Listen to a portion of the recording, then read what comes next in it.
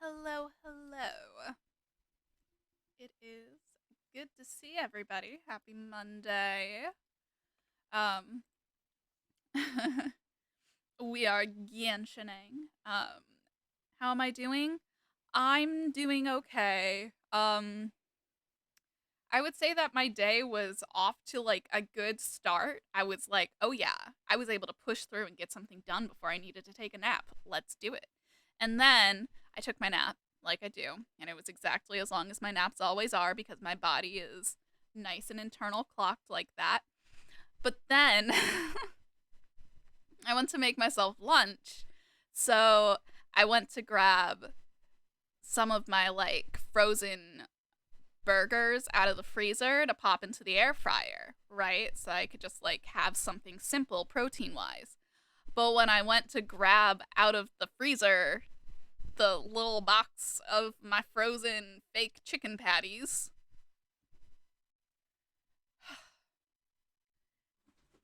it was apparently the tension holding in the bottle of vodka because we keep our vodka in the freezer so that it stays cold. And at least it was not very full. So there's that. But like yep, it rolled out, fell on my foot and shattered. So the first thing was, am I bleeding? I was so stunned and I have so little feeling in my feet that it really didn't. It was just kind of cold. Um I had to check if I was bleeding. I wasn't. I was wearing my slippers and they are thick fuzzy boys. Um so it scared me more than anything. Yeah. Like adrenaline spike. And then after the adrenaline spike, and all of that dropped, I had to lay back down because otherwise I too would have dropped. Because my blood pressure loves playing jump rope. Hey John, welcome on in. It's good to see you. Um yeah, I'm also glad I wasn't bleeding, but unfortunately the startle was enough to just like not really let me do the rest of what I needed to do. But that's okay because I got to do something that wasn't on my list but needed to get done. So like, there's that. So it wasn't a complete loss. We're all good. But yeah. So today we're gonna do some dailies. We're gonna have a brain reboot. Hello. Danke. Um we're gonna do some dailies. We're gonna do the lantern right. I mean that's pretty much that's the plan. I don't know if we're gonna get through the entire lantern right. We may not. We will see. Um but I am excited. I also I'm kind of debating because I have plenty of primos to like make up for the other 5 wishes. All 3 parts together is like 3-ish hours. We might be able to do that tonight. We'll see how long dailies take us. Um, and how much is left by the time we start approaching 11 o'clock. I'll probably just do like quick domains by myself as far as talent, or not talent, artifact farming goes, so that we don't have to worry about like 3 people's load times or anything like that. But yeah, so that's the idea. But yeah, since I have 5 wishes so far, obviously from the may fortune find you, I'm thinking I don't know. I might wait until just do like a completely free 10 pull instead of using my own primo gems for it. I haven't fully decided yet, but we will see Because like I have the primo gems. I could do a 10 pull tonight, and if you do the epilogue, I'll just watch you and do it myself later. Okay. Um. But yeah, so that's the plan. That's what we're doing. I'm very excited. And okay, so this is maybe like weird, but right now doing the lantern rite again, I'm like thinking about the last year, right? Because obviously last year was the first year that I did the lantern rite because even though the lantern rite was running when I started Genshin, it was like almost over and I didn't actually get to the AR to play with it in time because it was almost over. Because I started playing on February 19th, and I think that it was in like the last couple of days or whatever, you know? Um, so that was sad. So I didn't get to play. But last year I did. And I remember that when the Lantern Rite came out last year was right around the time that I started experimenting with different forms of writing a to-do list.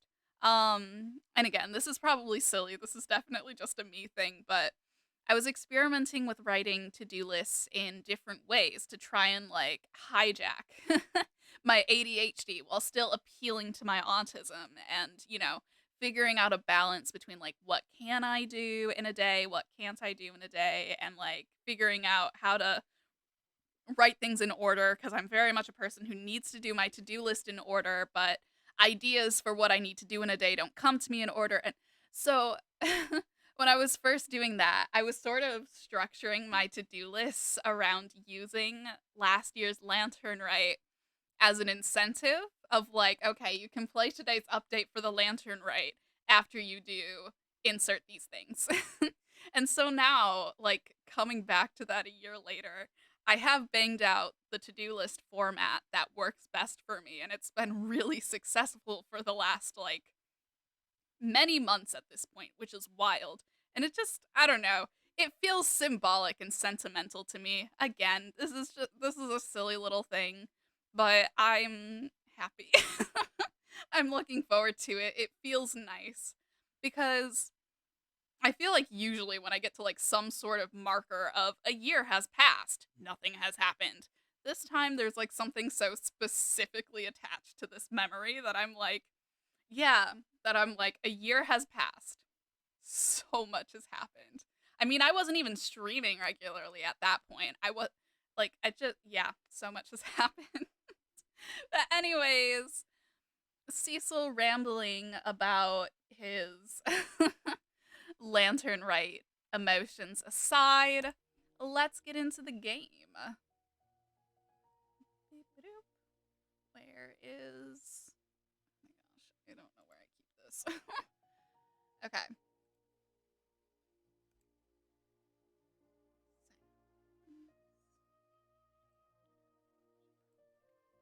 Okay. Sorry.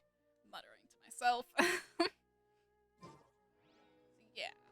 Why do I have this team out? What was I doing? I have no fucking clue. Who can afford a face in this economy?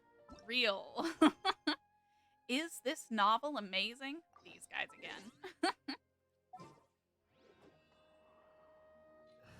I got the author one the other day, and I got it while I was like hanging out with my mom. Because when me and my mom hang out, we're basically doing separate tasks or separate activities, just hanging out in the same room. Because, we're both autistic and semi-verbal, so like, why push yourself to engage in a way that neither of us necessarily need? Anyways, so we were hanging out. I don't remember if it was yesterday or if it was Saturday. It was one of the days though. And I was doing my dailies and I got the authors, which just means that I was ranting about this author who keeps just throwing random shit into his story to compensate for not having any idea on how to make the plot go.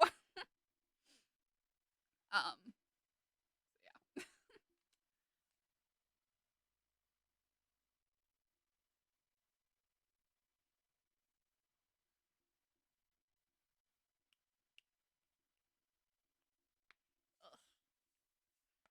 I'm starting to feel the 99% chance of snow on Wednesday. in my bones. But I had a nice little reprieve. Um, Basically, as I mentioned in the Discord, I felt like garbage, which is why I didn't stream on Saturday because snow was coming yesterday, which means that I was incapable of existing for 2 whole days. But there was like a brief to figure out how to use the function keys. Oh, so valid though if you're not used to them. All right. This. Junkichi, the deadline to turn in the manuscript is tomorrow. No more delays. There's no use pushing me. I'm stuck at a critical point in the story and I've got writer's block. What are you two arguing about? Traveler, just the voice of reason we need. I'm Shigeru, an editor at Yai Publishing House. This is Junkichi, the writer I'm in charge of. Oh. Yeah. Valid. Not all keyboards have function lock, so I definitely get the confusion there. His new novel, on Oniburo, is very popular. Oniburo? Oniburo? I'm trying to figure out how much you would pronounce the U if it's in the third syllable like that. I don't know. But he never meets his deadlines. Sometimes he even delays for weeks. And he's at it again, of course. If he doesn't turn in his manuscript by tomorrow, I won't be able to get this month's issue into print. Why don't we postpone the issue? Our loyal readers will still pay for it. Don't be ridiculous. If it isn't updated regularly, the novel's reputation will go into the trash. So valid. But I've just got no inspiration right now, and I'm not gonna write some garbage chapter. That's just not gonna be an interesting story. Or, there's just gotta be an interesting story. But all the other writers are basically done. You're the only one left. Maybe he really just needs a little inspiration. That's right. My friend here gets me. I need inspiration. I'll go around and look for some. I'm sure something will come to me. Hey, that's the excuse you used last time to put it off. We're not doing this again. I'm not lying this time. Come on. Trust me just this once. Alright, fine. But this is the last time. No further delays. Got it? Okay, I got it. I guess I can't put it off this time. Time to go get some inspiration then. Oh, where it's so easy. But we have to do it somehow, or Shigeru will turn my house upside down. In the chapter I'm working on, the main character is trying to sell the items he collected during his adventure. That will involve dealing with different types of buyers. Let's go to Tsukumomo. Tsukumomono. I'm like, whoa, I don't think I've ever said that one out loud, have I? To Tsukumomono. Tsukumomono. Groceries. There are a lot of M's. And then it turns into an N. And my mouth is like, I don't know how to make that switch. But that's okay. We carry on.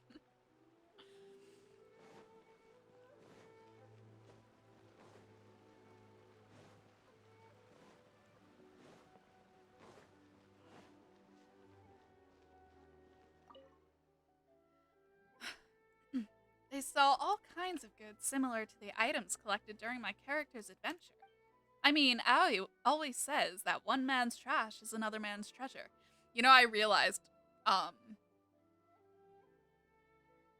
think I went to her to, like, buy something or whatever. But I realized I'm so used to saying the name Aoi because, my sim in my Legacy Challenge, on my YouTube channel, her wife's name is Aoi. So I had to actively Google how to say it because I'm like, this is going to come up a lot. And I want to make sure that I'm saying it right. So now it's just like in my mouth, you know, as words do.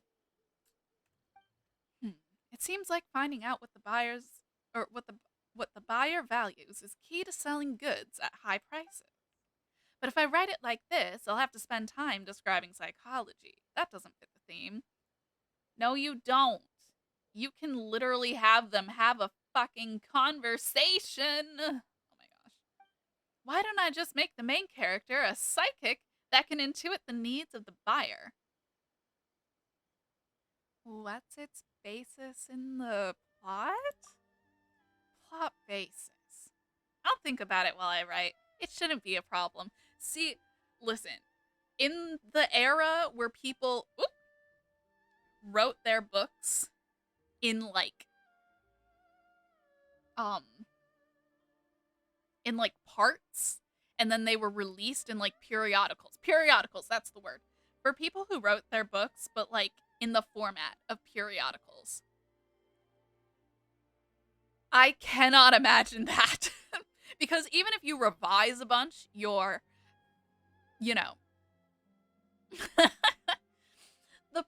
like, even if you, it's like running a sitcom, you know? And while one season of a sitcom will have more or less consistent information, things change. The story changes. The plot changes. So, like, no sitcom is perfectly consistent from start to finish. There's always going to be discrepancies because if you change your mind, you can't very well go back and edit a previous episode and be like, just kidding. Like, you know. So, when you write a book in that form, though, I feel like it's so much more obvious when eventually the book is just put into a full book and it's no longer in periodicals. Because when it's in a periodical and you're just getting a new chapter every few months or whatever, you will forget what the author has forgot unless you're rereading it a bunch or you just have a good memory. Same with comics. Yeah, exactly. Any sort of periodical format of media, that is a very natural thing. To be honest, that's why the one video series that I had started that was like characters, um I couldn't continue it because I had new ideas that contradicted my old ideas, and I was not bold enough to just be like, fuck it. So here we are. But anyways, all this to say that the fact that any old books that were published in that format have any level of continuity is insane. Like Jane Eyre, okay? I liked Jane Eyre up until like the very end. I do not stand the very end of Jane Eyre, but Jane Eyre was released in that format. It was released in a periodical format. And I think that the story is actually like relatively consistent. I think that Bronte did a good job with that. She certainly didn't do what this guy did. And the only thing that felt inconsistent with the theme of the rest of the book was the ending. And that's just because I think that the way she wanted the book to end and the way that whoever her publisher or editor or whatever, like editor of the periodical or whatever, I don't think that they wanted it to end with a single woman finding power in herself. And they were like, no, she has to end up with her love interest. And Bronte was like, then I'm going to write the most ridiculous fucking last chapter you have ever read in your life. That's how it reads to me. Anyways, sorry about the Jane Eyre tangent. I think about it a lot. I think about it a lot. Traveler, let's go back. I'm going to tell Shigeru about my idea. Yeah, he's not gonna like it, babe.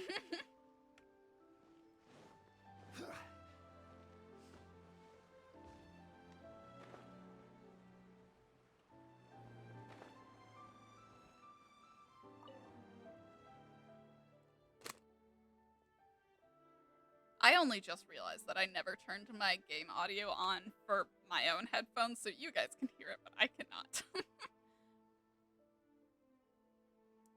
Alright.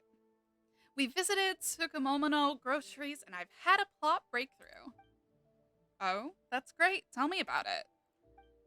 The main character suddenly awakens to a profound magic, the third eye of perception. This allows him to see into the minds of others so that he can maximize his trade profits. In a way, it's What's wrong? Hey, you're doing it again, aren't you? Again? Let me guess. You're going to add new character traits to continue the story. And you'll be tacking more complicated features onto those traits until you've finished the new chapter, right? No matter how much you like the character, stop giving him so many skills. The readers are going to get confused. That's always been my style. I think it's interesting. The readers will love it. Don't give me that. You know the readers are starting to get confused by everything you make up. Ugh, I'm done talking to you. You're so boring. Let's hear what the Traveler has to say. Traveler, who do you think is right?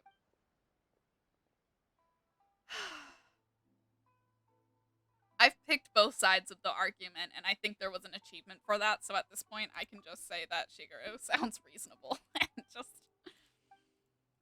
yeah.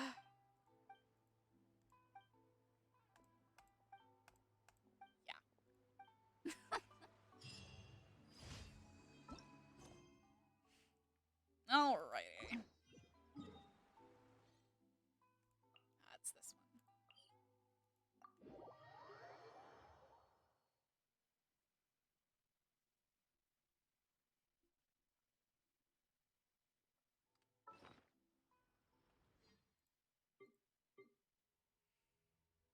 Okay. I did not condense any resin. Couldn't remember if I did that yesterday or not. Since I didn't feel well yesterday, I was just kind of running around the desert. So I got a bit more, apparently, makes sense since she literally jump-started the first wave of feminism. That makes sense, yeah. Oh my goodness. Now that we're just into fighting, I can talk about this while I fight, because I've talked about it 5 billion times. But I will literally never forget my AP Lit teacher when we read Jane Eyre. Hello, game. Well.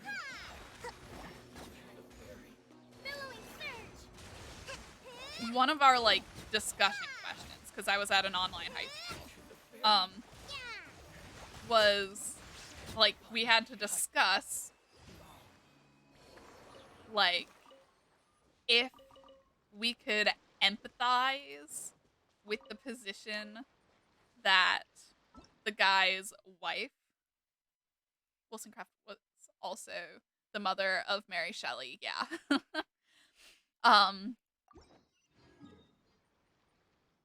But the question was, like, could we sympathize, empathize, whatever, with the wife? Did we understand why she did what she did? What was our, like, how, like, basically just talking about it. And I was like, bruh, she is mentally ill. Like, she has a mental illness.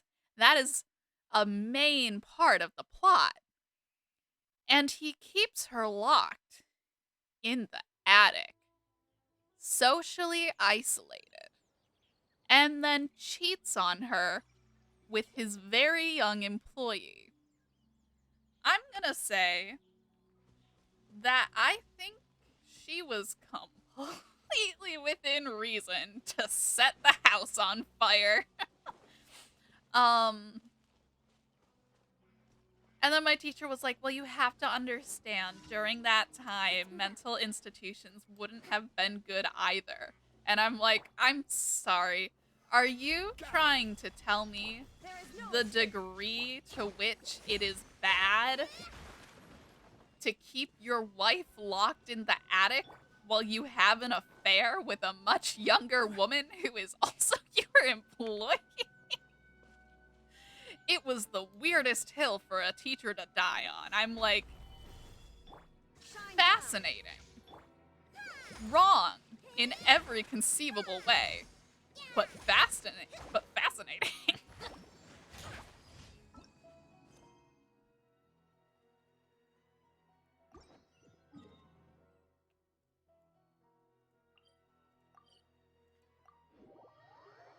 Right! Like, I don't know, maybe he could have, and just hear me out, not kept her locked in the attic. Oh,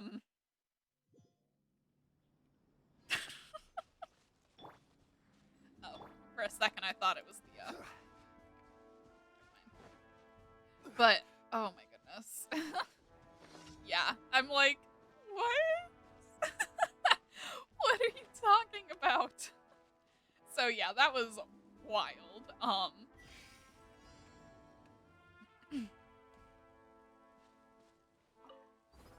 Teachers say the darndest things.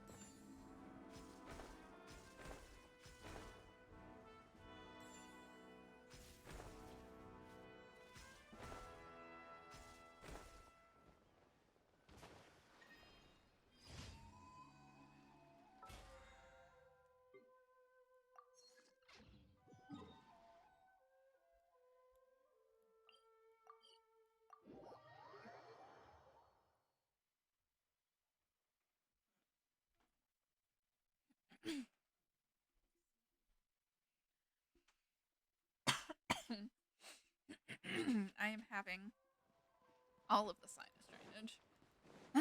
It is that time of the year. Ad Astra Abyssosk. Thank you for completing today's commissions. Ad Astra.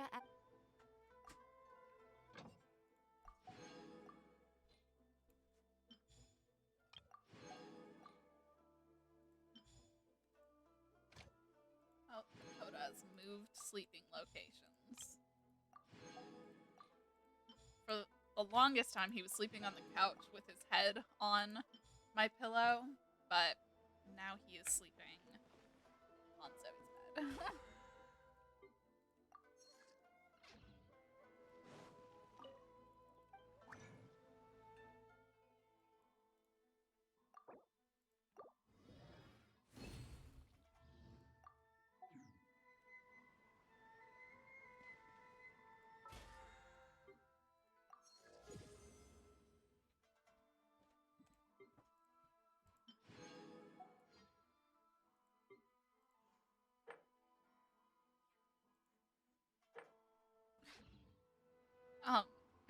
Anyways.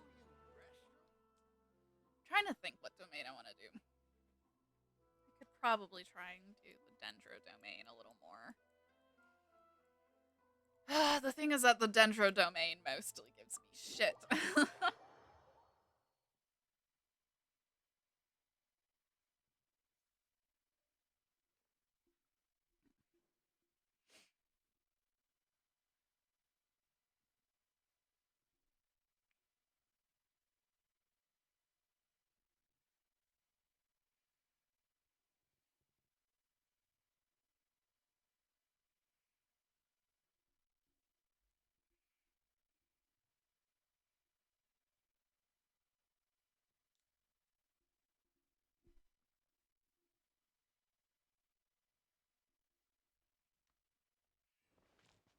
Oh, right. I'm going into the domain. I literally just said that.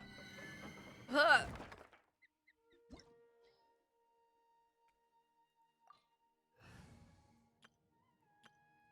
Oh, that's what I was doing. No, that's not what I was doing with them. That's what I was doing with them. All the lava walkers for Crimson Witch because... Oh, yeah. So valid.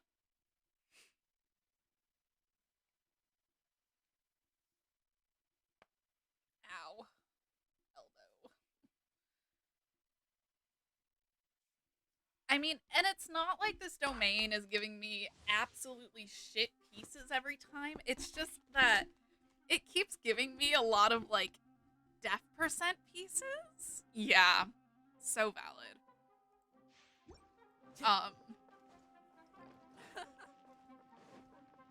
I would really only use it on D-Luke, and that's just because D-Luke sets himself on fire so fucking much. You are not welcome here. Torn to oblivion. Clouds high, the birds call, one with nature. Let show begin.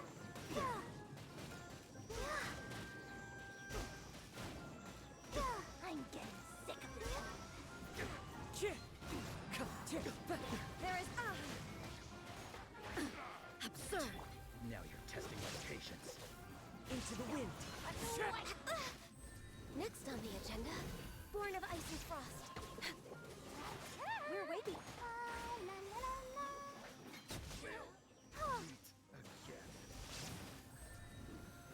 Hello? Okay, well that guy should have been dead. That's not my fault. I'm also realizing this is not what I was using this team for. They're the right elements, but that was definitely not what I was doing. Oh well. It's like, no, look, I'll give you a really good... That is a crit rate. I bet that would be good on... I'll hate them. An HP percent one, but 2 flat stats. An HP percent goblet. We'll see what the last stat is. This one is pretty decent, though. But see what I mean about the def percent?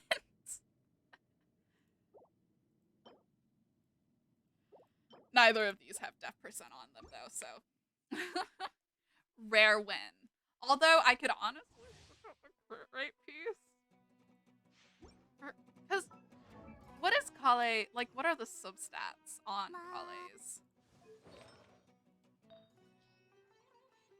Not very good crit or substats. That's why I haven't leveled it up. I remember that now. Because I finally got an attack percent sans. Here, let me see if I can finish leveling this guy up. Probably not just from doing the one, but you know. Although I did open like a buttload of chests yesterday, so.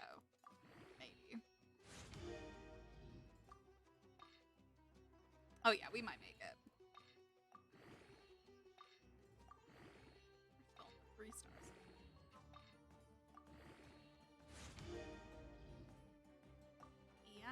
Okay.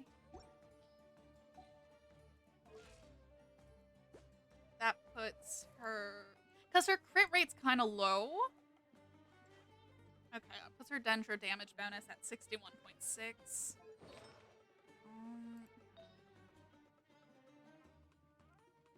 I mean, not that she needs to crit, and like the def definitely makes up for the lack of HP, but it's not like, I mean, I'm always going to be running her with some kind of healer and or shield because I care about protecting her. So I'm like,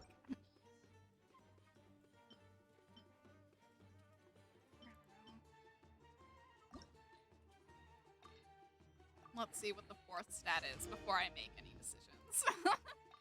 I guess that's really the deciding factor here. HP percent. Ding, ding, ding. We have a winner. All right. And just like before, with her not too great,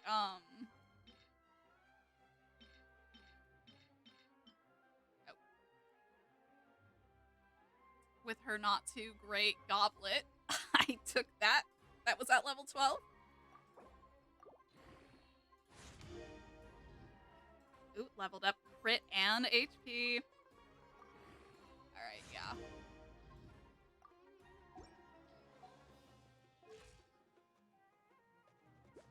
Yay!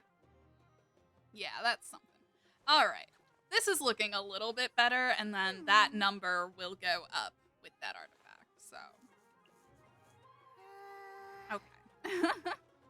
Not that she's doing a lot of, like, crit damage, but it's nice to do a little extra. And that brought her HP up almost to 15k, which is where I would like it to be. So yeah, that definitely was a better piece for her. Okay.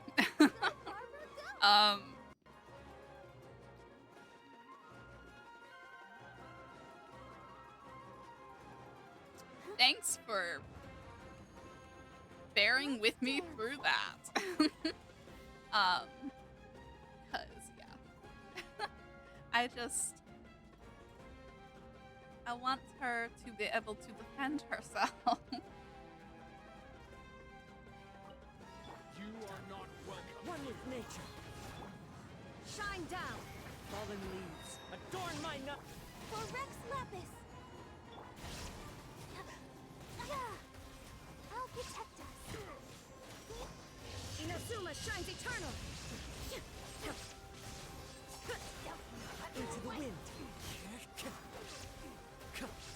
Gotcha. Ouchie. No touching. The wind knows me.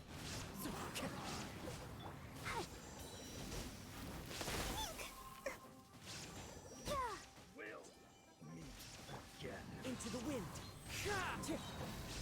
It's fine. Illusion shattered. Let's dance.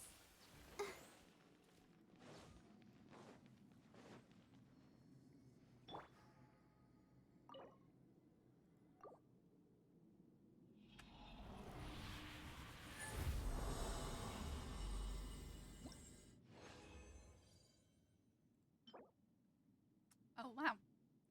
Oh, it gave me a new def percent one, but like slightly better looking so far. Oh, that's a pretty good flower. ER, EM, and attack percent. This flower, less good, but these two are good pieces.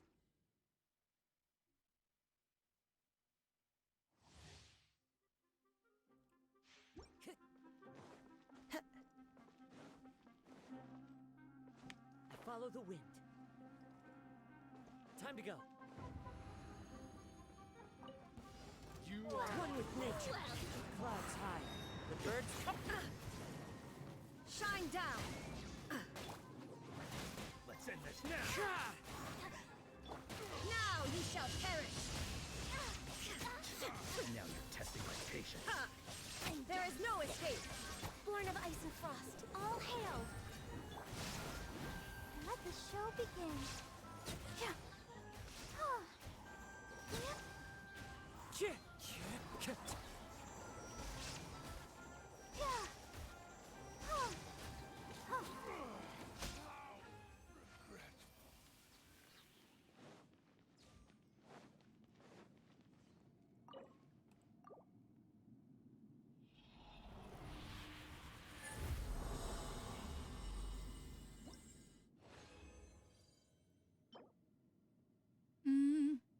We'll see what the force stat on that ends up being. Same with this, but it's an attack percent Sam's again, so that's good. Alright. I'm done.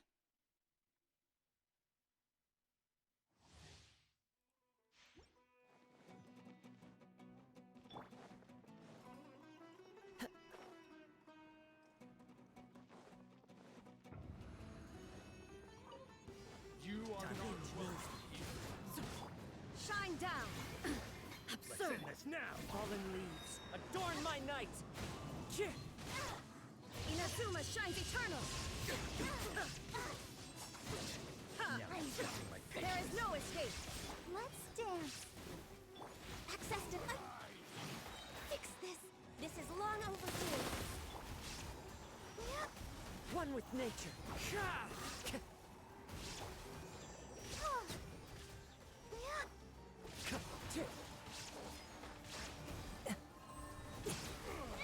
Into the wind. Illusion shattered. I'll protect us.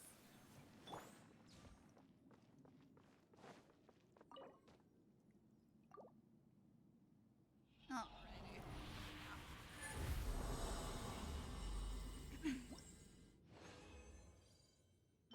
Oh, two of the other set. We'll see what the fourth one is on that. Oh, this looks pretty good. I don't think that I have, this on anybody. Let's see. Within 8 seconds of triggering an elemental reaction, the character equipping this will attain buffs based on the elemental type of the other party members. Attack is increased by 14% for each member whose elemental type is the same as the equipping character.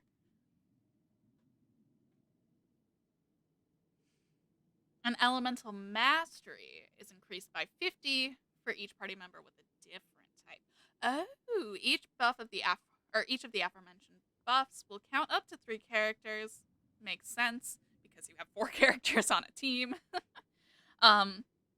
This effect can be triggered once every 8 seconds. The character who equips this can still trigger its effects when not on the field. Ooh. I never actually looked what a 4-piece set of that does. That looks like it would be good for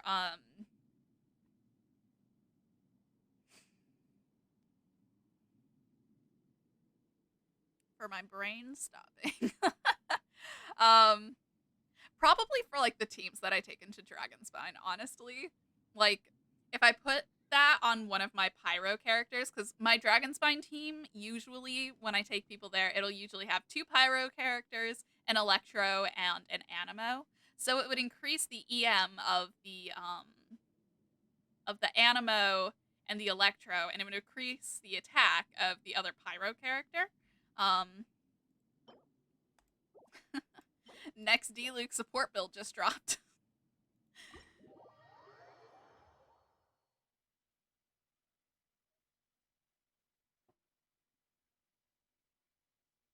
But yeah, that sounds like something I would use more situationally than like as a permanent build on a character. But it still looks like a good set. Unless there ends up being... Because, I mean, like, theoretically, that could be good on Goro, but, like, Crystallize is not a very powerful reaction, so it doesn't really... I think that Goro's probably still better on Gilded. Or, I mean, not on Gilded, sorry, that's what we were just looking at. Probably better on, Husk. Yeah, that's the one. Huh.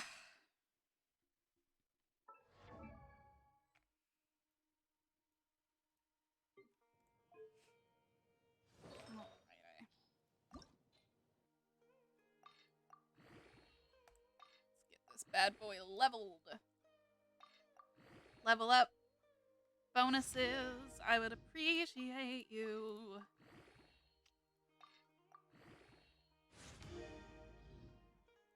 Oh, sure. Now you roll the flat attack. Enhance. Enhance harder than this. Yes. Alright, well, that's fine. We got it pretty high. Okay. This is pretty decent for, you know,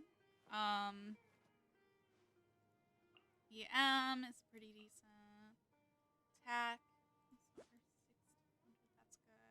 Okay. Yeah. There are leaves around, and I know just the tune to accompany them, if you wish to hear it. Okay. Anyways, oh my goodness, my hand hurts because of course it does. But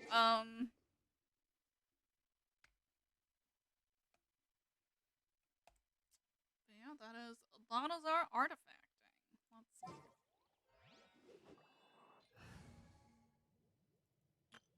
Oh wait, no.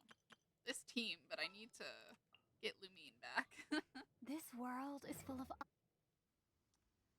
Alrighty. That's around here. Didn't think so.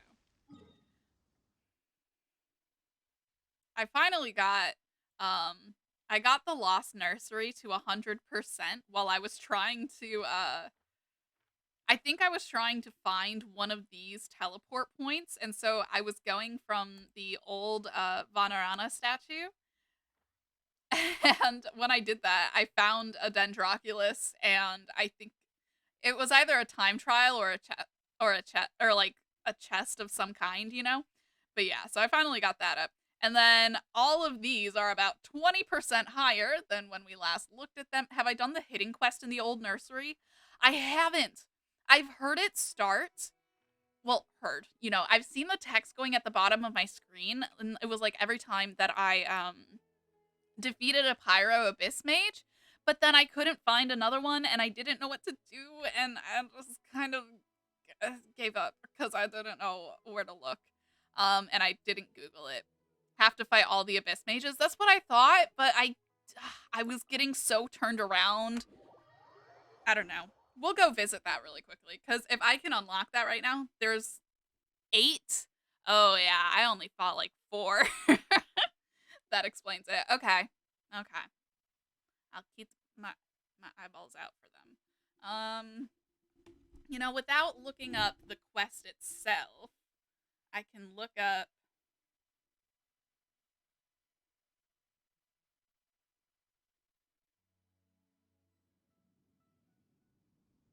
It's a good thing that area is pretty small. Oh yeah, for sure. Let's see. I can just look at the interactive map for abyss mages. I think that's a thing. I think you can look at enemies. Question mark.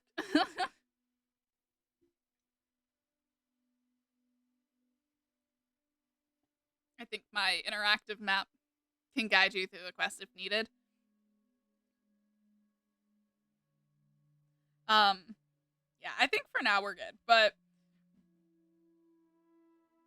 I just want to find, because I'm sure that it'll be fine. I just need to find the actual enemies. So, all right, view pin.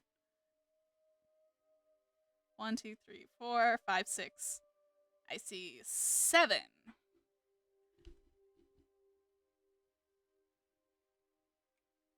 They're all above ground, which is good. Okay.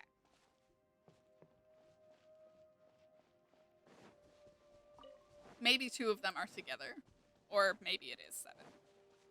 But I definitely didn't get 7, so.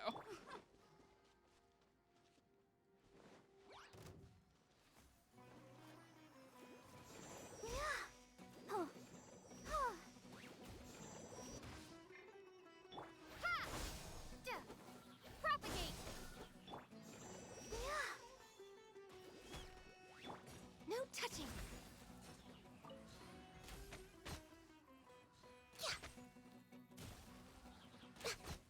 Next on the agenda.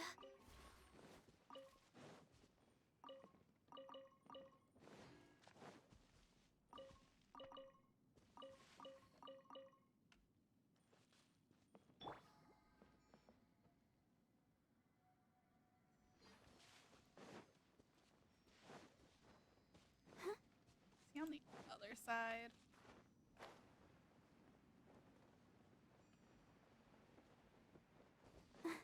Hello.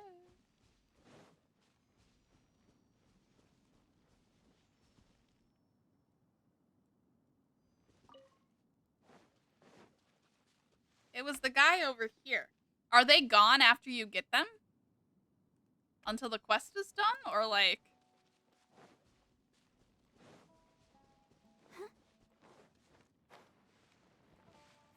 Let the show begin.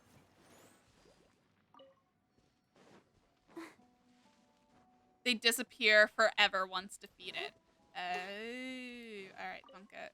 Go, Barbara, go! Then I only have to find the ones that I didn't defeat. So let's see. Nope. Where is this guy, more or less?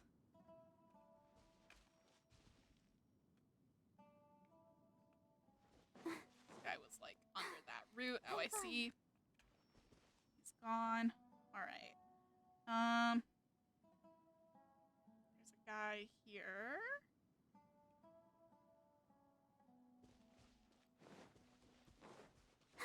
Think forever? I don't know why they would stay pinned on the map if they're temporary enemies, but I don't know. We'll have to see. We can check on Wednesday to like fact check that. Go,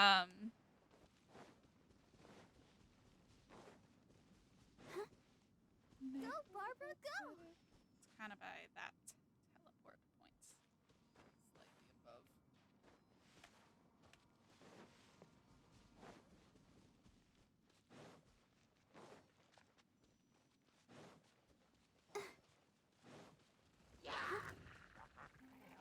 Yes, yes. Hello, Hilly Turtles. Shine down.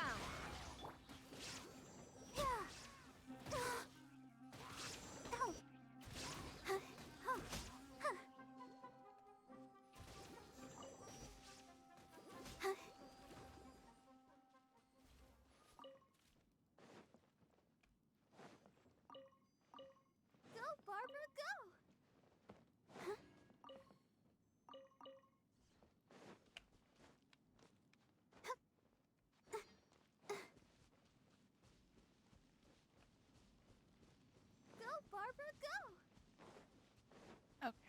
Nope, got the one by that.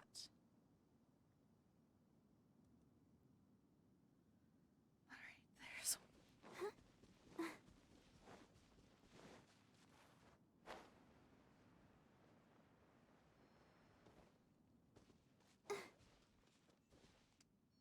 No, you're right. No notes.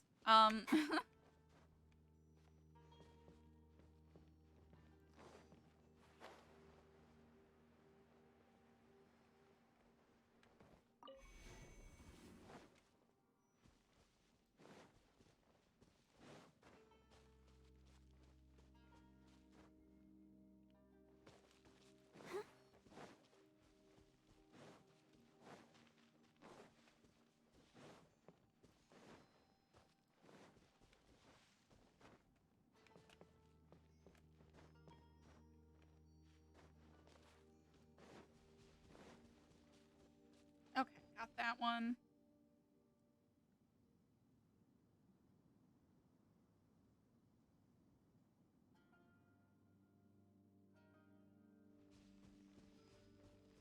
Let's look at the one that's kind of Go, Barbara, go! this way. Ah, I see one. Aha!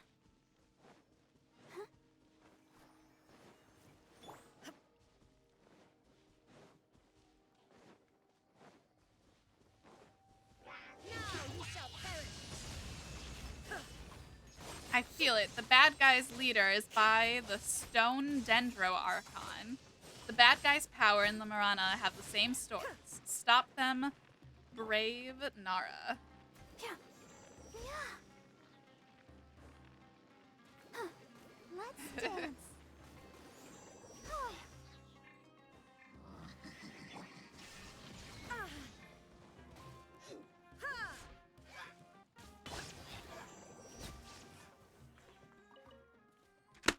Okay.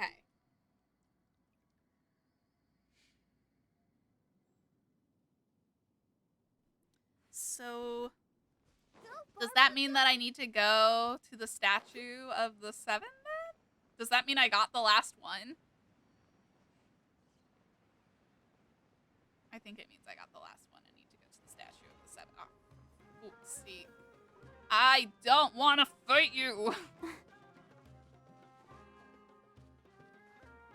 There's nothing there if you're missing one. Oh.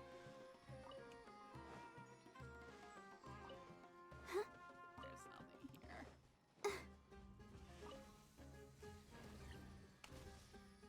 I mean, there's this guy, but he's not what we're looking for. Okay. Then... that's fine. We will.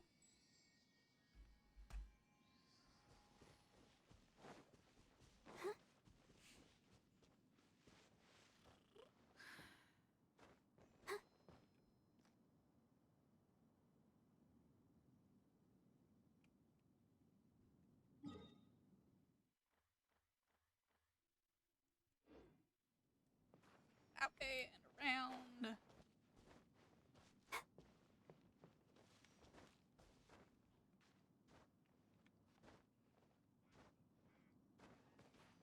Aha! There is still one more. Okay.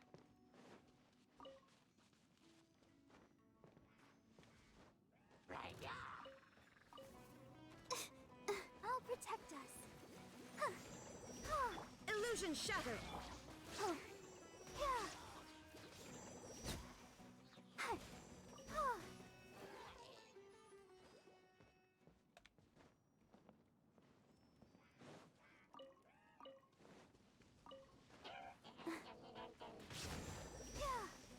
Bothersome gnats, do you really believe that the memories of this world can be changed? No, we do not forget, but we will let these memories return to the earth. Ha! So you are not alone. Right then, after I dispose of you, I must burn these new budded spores into the ground. Something like that.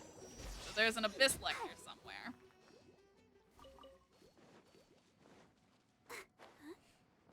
Go, Barbara, go! Damn.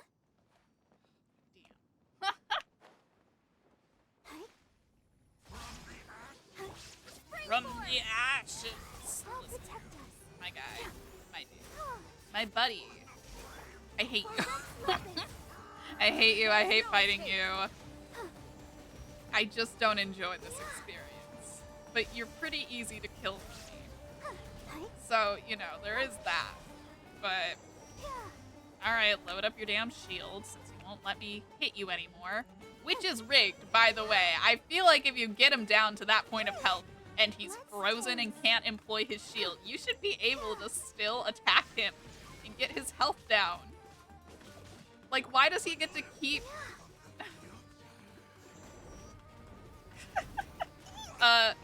yeah. But also... Corey doesn't voice this one. He voices the Electro one, which is objectively worse to fight. I'm trying to remember who does voice this guy. There's an Electro one? Yeah. We fought him in the... Here. Yes, that is your name. Before then, please do not lose courage. This is the kind of surprise I could sing Oops. about. I did not mean to do that.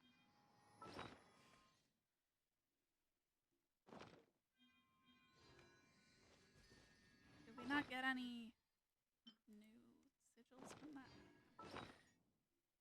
Hold on. Let me go into the archive. I'll show you.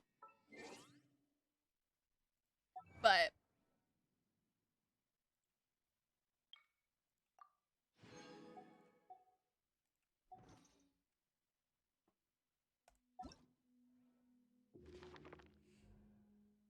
living beings.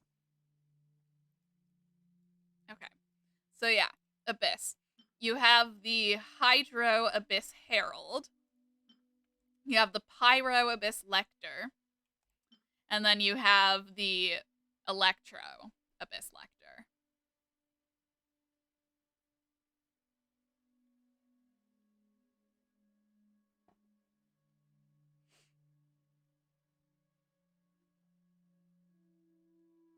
So yeah.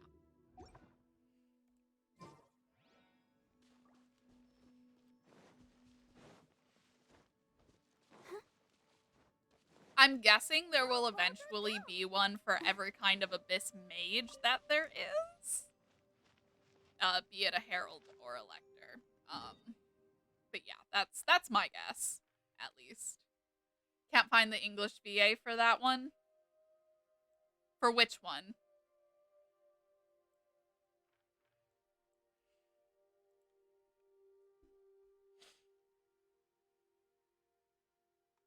The Pyro one? Oh. Yeah, I think...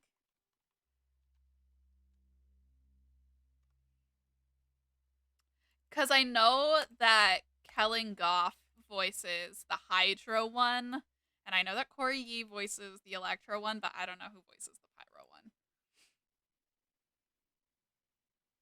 one. If it's the one for the quest, I'm guessing it's the same. Because, I mean, the enemy fights would literally just be, like, pre-recorded, the few lines that they have. Like the Enkanomiya quest. Oh, so because it's specific to Enjo, it might be someone else. That's possible, for sure.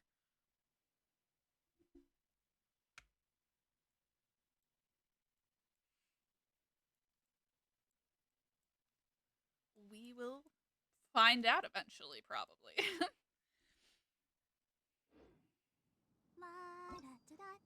But with that, let's take a walk around Lea Harbor. I've been avoiding going into Lea because I knew that it would like auto start as soon as I got there. But I've been very good about remembering, so we're all good.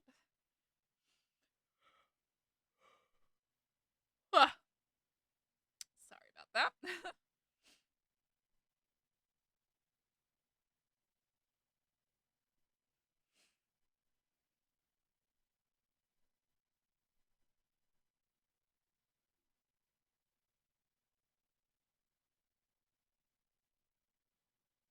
Although I'm almost out of tea, so depending on how fast it puts us in a cutscene will depend, but I'll take a pause to refill that, I think. Okay.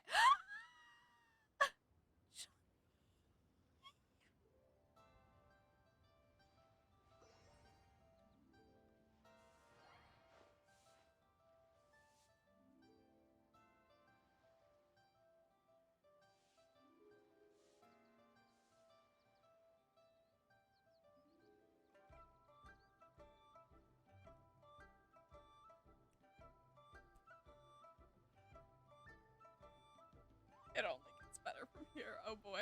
All right. I'm going to give myself some more tea because I know I'll get invested and then forget. So I'm going to put up the BRB screen real quick. I will see you guys in a moment after I have my tea. Oh, I am expecting to be barking.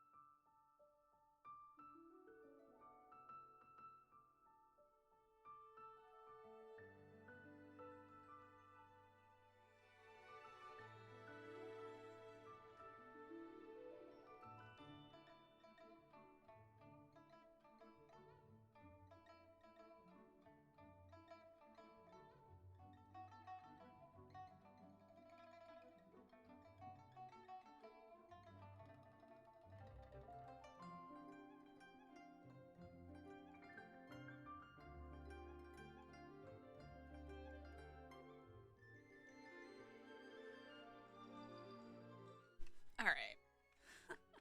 I have been avoiding spoilers so hard, so I have no idea what I'm getting myself into, and I'm very excited about that. Please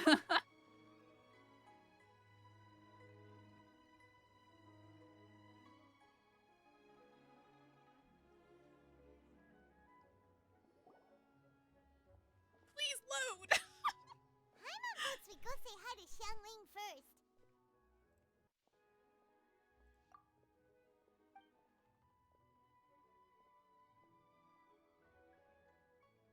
Huh? Xiangling? What a pleasant surprise meeting you here! Oh, why the pleasure is all mine, as is the surprise, surely. It must be fate that brings us together in this place. How have you fared as of late?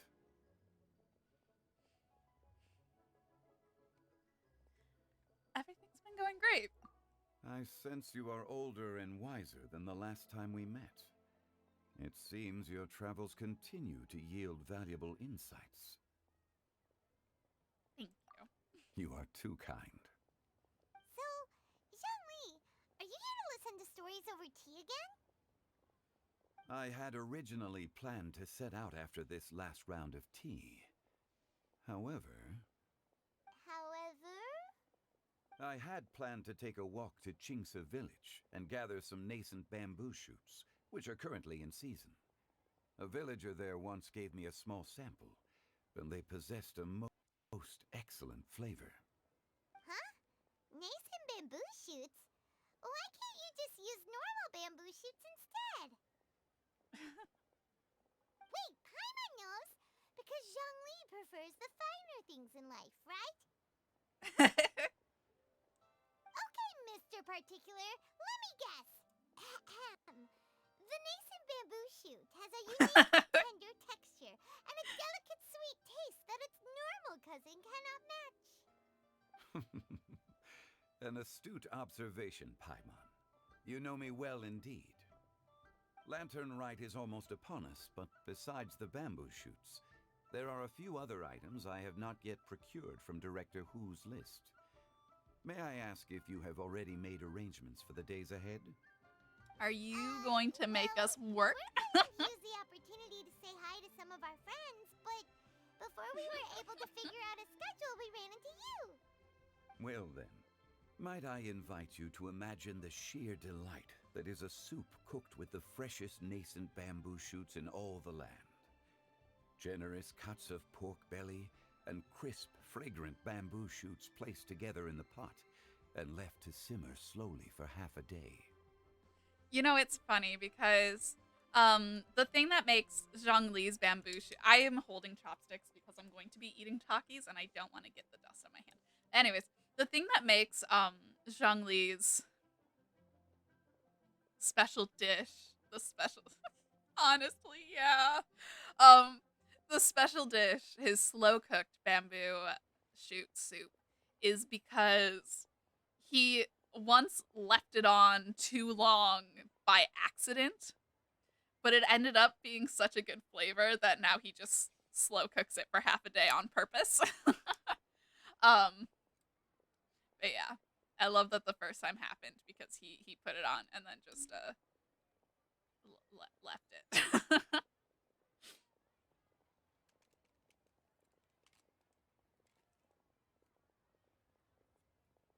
All right. You're doing this on purpose, aren't you? Paimon's onto your plan. You just want to hoodwink us into fetching your bamboo for you. Why, I assure you, I would do no such thing. I merely wish to inform you of the freshest, most Me? succulent and Of flavorful course bamboo shoots not. one could ever hope to taste. Uh-huh. Ugh, let's go chat. Paimon's taste buds can't take it anymore. I love whenever Zhongli is called on being a cheeky little shit. And he's like, I would never. I am a prim and proper old man. Collecting a few bamboo shoots shouldn't take too long. Paimon has got to get her hands on some of that soup. Such fine specimens are indeed well worth the excursion. Very well. I shall leave the bamboo shoots to you. Should you have the good fortune to find some, please share them with me as well. See? Paimon knew he was just bamboozling us. However, there is no need to rush. The streets of Liyue will be bustling with visitors and filled with all manner of celebrations during the festive period. By all means, go wherever your interests lead you. The nascent bamboo shoots would be but a wonderful final touch to a most exceptional feast. What an honor it would be to savor them in the company of friends. I understand. We'll check in with you later at Wangsheng Funeral Parlor. We're heading out. Enjoy your walk, Youngly. Take care now, you two.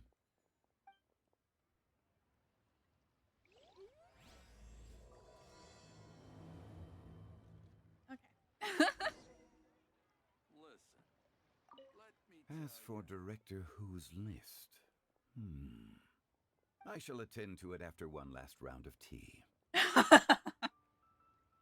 The one thing when you're 6,000 years old is that sometimes you're like, I got time for that. You do not. You do not got time for that. You are working. I mean, right now he does. I doubt that she's in any particular hurry. Given this. Oh wait, why am I walking? This is 2,200 meters away. Oh no. It's time to go to my favorite teleport point.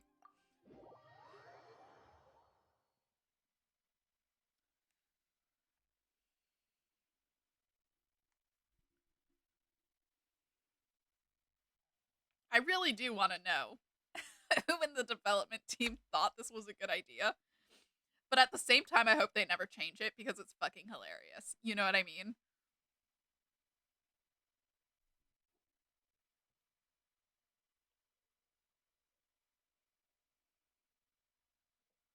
So true. People would be like, "Oh my gosh, you're so old.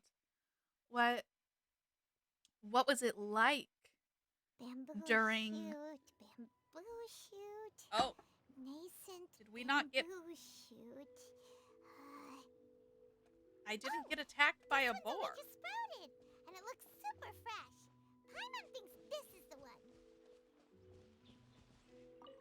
1, 2.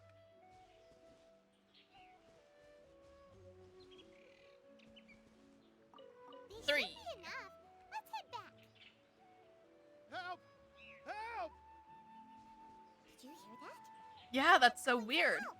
It's coming from over there. Yo!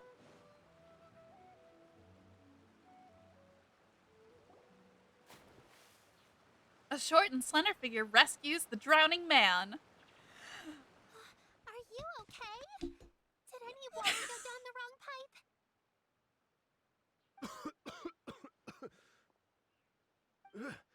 I think I'm okay now. Thank you so much. That was scary. Well, at least you're all right. All thanks to your savior here. Oh, a little girl? Greetings, everyone. My name is Yao Yao. It's a pleasure to make your acquaintance. Hi.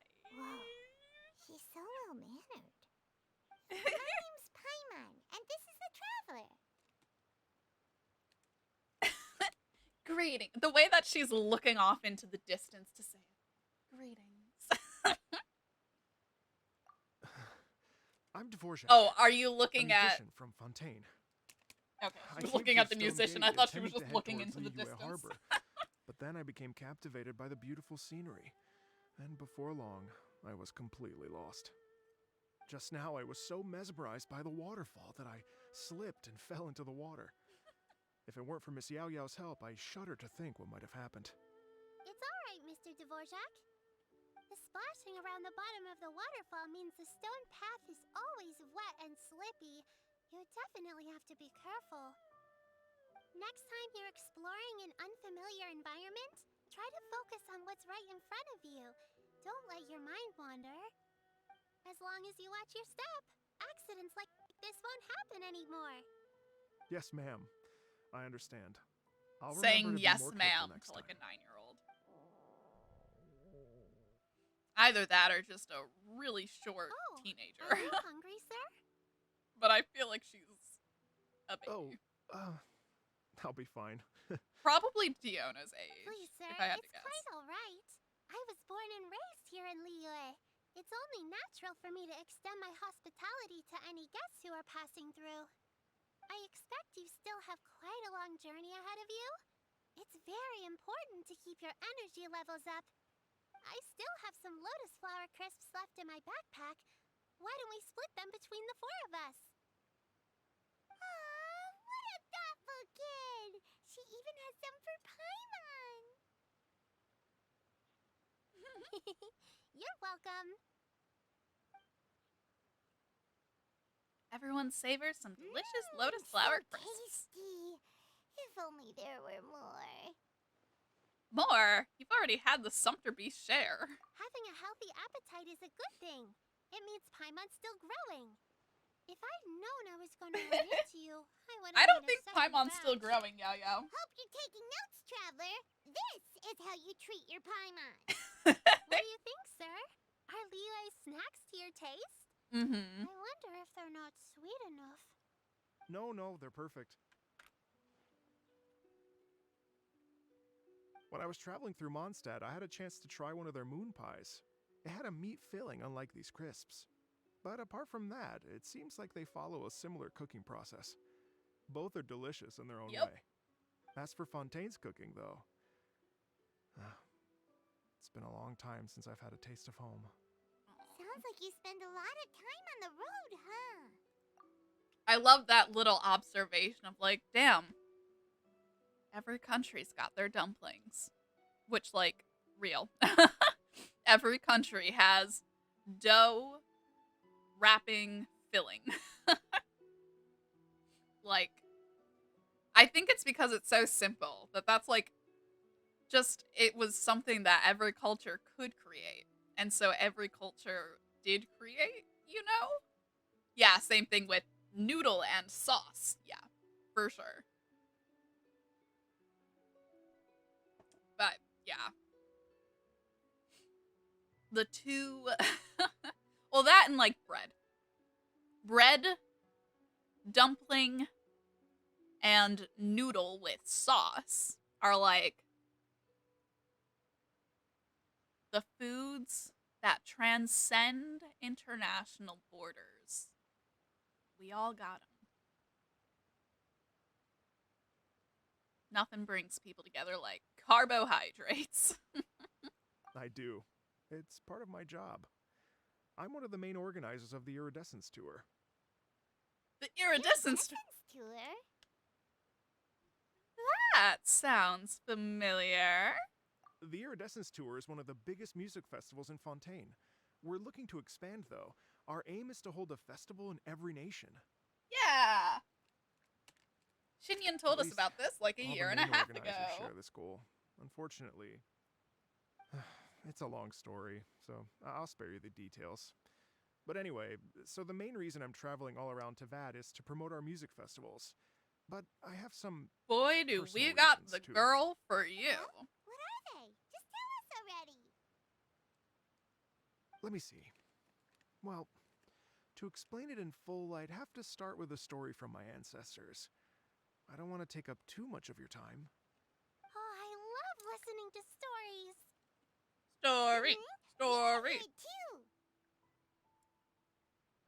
Okay, then I'll start from the beginning. The story goes that my ancestor, who was also a traveler, once slipped and fell into a lake during his travels. As he was sinking and gasping for breath, he heard a wondrous tune in the air. They say it was the most beautiful, moving melody he had ever heard.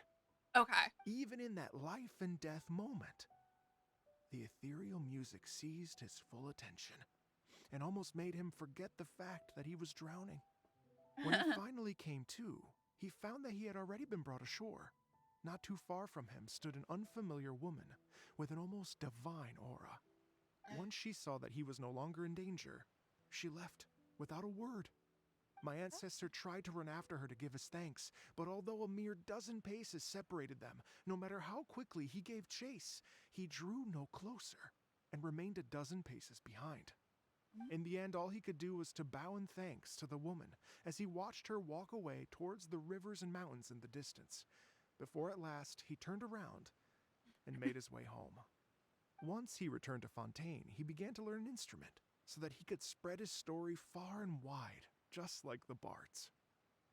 After generations of retelling, embellishing, and dramatizing, people have come to think of that lady as something like a fairy.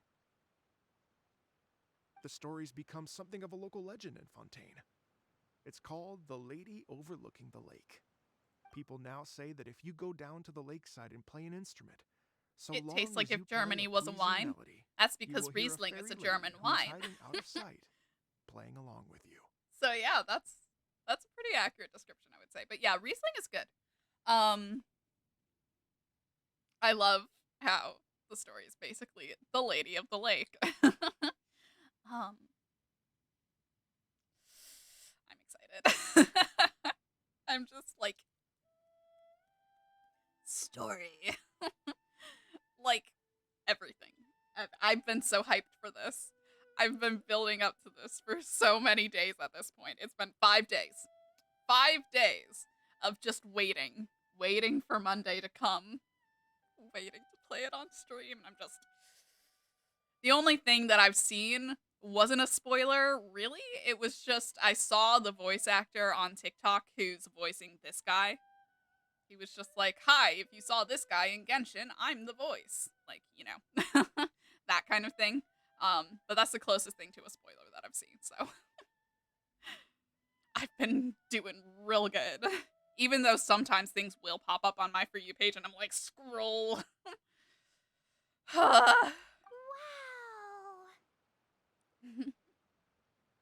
It's a nice legend. At its heart, it's a true story. Exactly. It may just be a legend to others, but for me, it's a real part of my family history. Totally.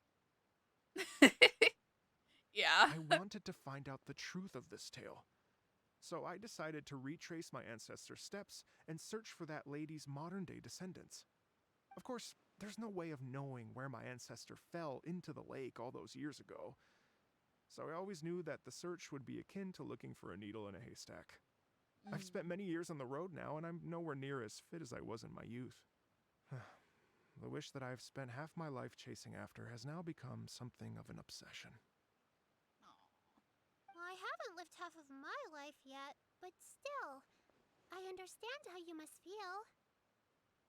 Paimon too! It's like, imagine if you saved the center of a lotus flower crisp, which is the best part, by the way, because you wanted to eat it another day, but then suddenly, sploosh! It falls into the water, never to be seen again! Paimon would definitely remember that for the rest of her life.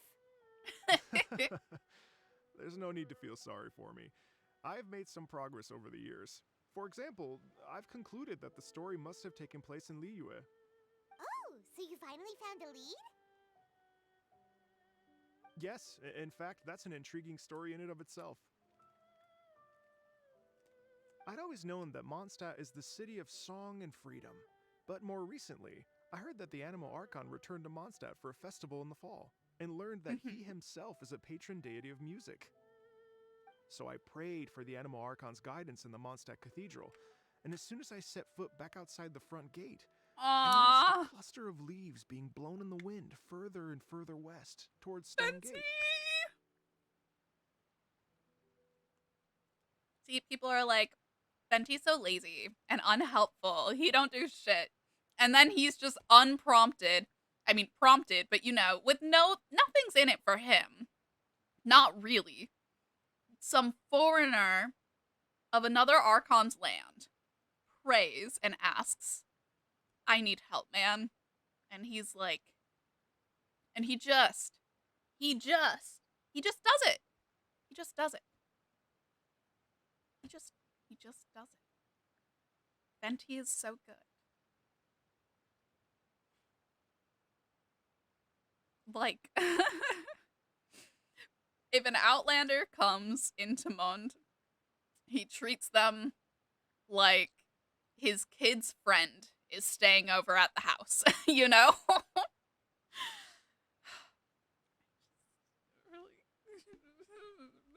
Sorry, I know. We can't even briefly mention Venti without me going on this whole ass tangent. I just really like him. It's been 2 years, almost. I mean, we're less than a month away from it being 2 years of just adoring Venti as a character. A friendly local told me that this meant the wind was guiding me in the direction of Liyue. Yes. So I followed their advice and made my way here. Well, that settles it then. It was Leah. Oh, the Paimon acronym theory? I would love to. Because every time I see Paimon in all caps with, like, periods, I'm like, personal, artificial, intelligent, Mondstadt, overseeing. Like, what could it possibly stand for? I keep trying to connect it to her being a travel guide in some way. Or even the god of time in some way, and none of these things. I'm like, the math is not mathing. Maybe there's a boss that's... Oh. Interesting. Right? You get it. I knew I'd find someone that agrees with me eventually. Well, we're kind of besties with the Are you Animo sure? Archon. It sounds a bit too much like one of those fake legends told by those treasure hoarder guys to scam gullible grannies from Chingsa village. Ah, but we know God's Venti purpose was personally. return to the world. Just give me some incense and a little more towards the travel fees, and I will pass your gift on to the Lord of Geo and ask him to keep you and your family safe and well. And so on and so on. Oh, Don't Shang worry, would hate Yaya. that. We have a lot of experience with deciphering omens and stuff. We And know anyway, the you only Animo got Archon scammed if you handed over personally. Mora, right? Actually, to express my gratitude, I did spend rather a lot of Mora on several bottles of fine wine, which I left at the statues of the Seven along the way. Oh dear. And they're both like, damn it, Venti is gonna be schnockered. How about this, ladies and gentlemen? He appreciates it, but he's gonna be drunk. To see Miss Ganyu. I don't know very many people, so I can't help you out much. But Miss Ganyu and the Qixing know just about everything. If you've been scammed, they'll help you get your Mara back. And if the wind was telling the truth, and you want to keep looking for that lady's family, they'll be the best people to ask. That does sound like a good idea. But you've already helped me so much. Well, I was gonna take some new medicinal herbs and plants I picked to Miss Ganyu anyway, so it's no trouble at all. You know what? It's been a minute since we saw Ganyu too. It should be nice to pay her a visit before Lantern, right? Hey, Sophie. Welcome on in. I am doing great because I am loving the quest that we are doing. How are you doing? All right. Then let's get moving. All right. Well, my sincere thanks to you all. I will never forget your kindness. Okay, everyone. Please follow me. I'll be your guide. Remember to watch where you're going, okay? Uh-oh. Paimon's out of a job. Oh well. Paimon will just be a cheerleader instead.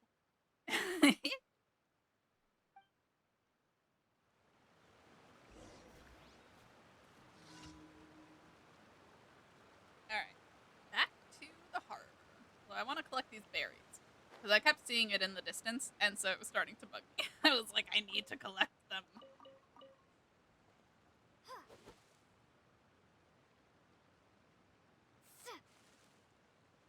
I mean, at least that was a cool freeze, but... Game, please don't freeze on me. Oh, here. We're walking in.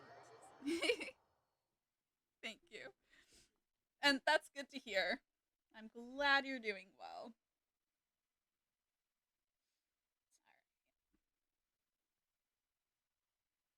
So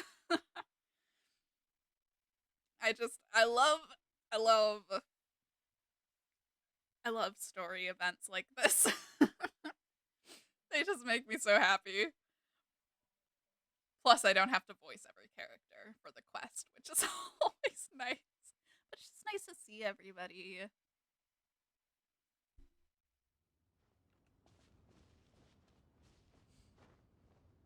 All right.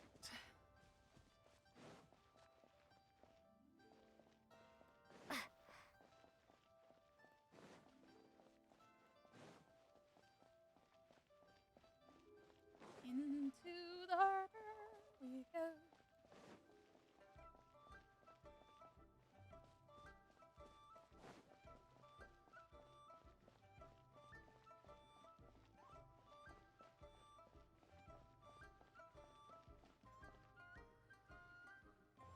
Please declare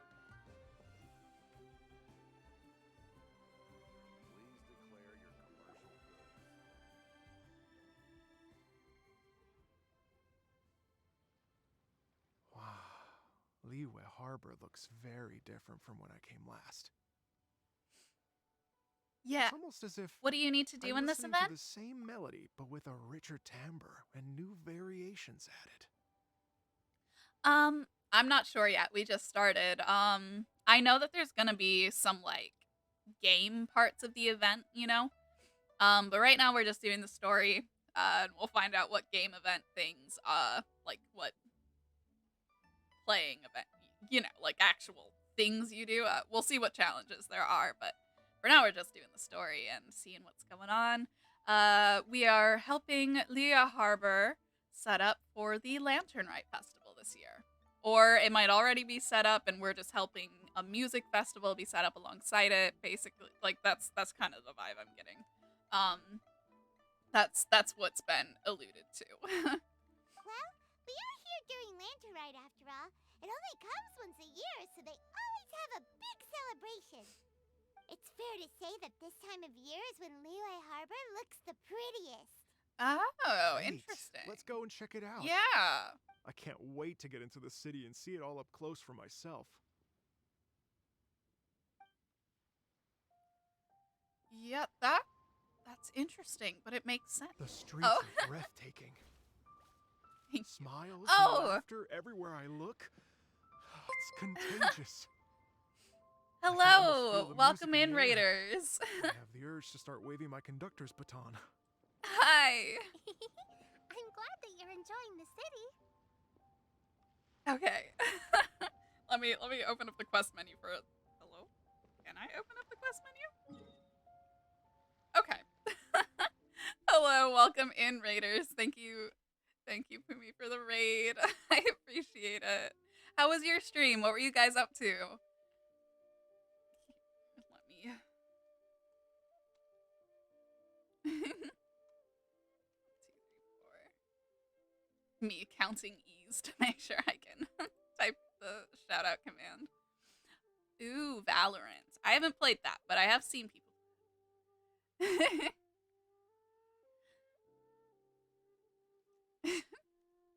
That's fun. So far, so good. We are starting on the Lantern Rite event in Genshin, which is an event that happens once a year since, you know, the Lantern Festival is a thing in China around the Lunar New Year as well.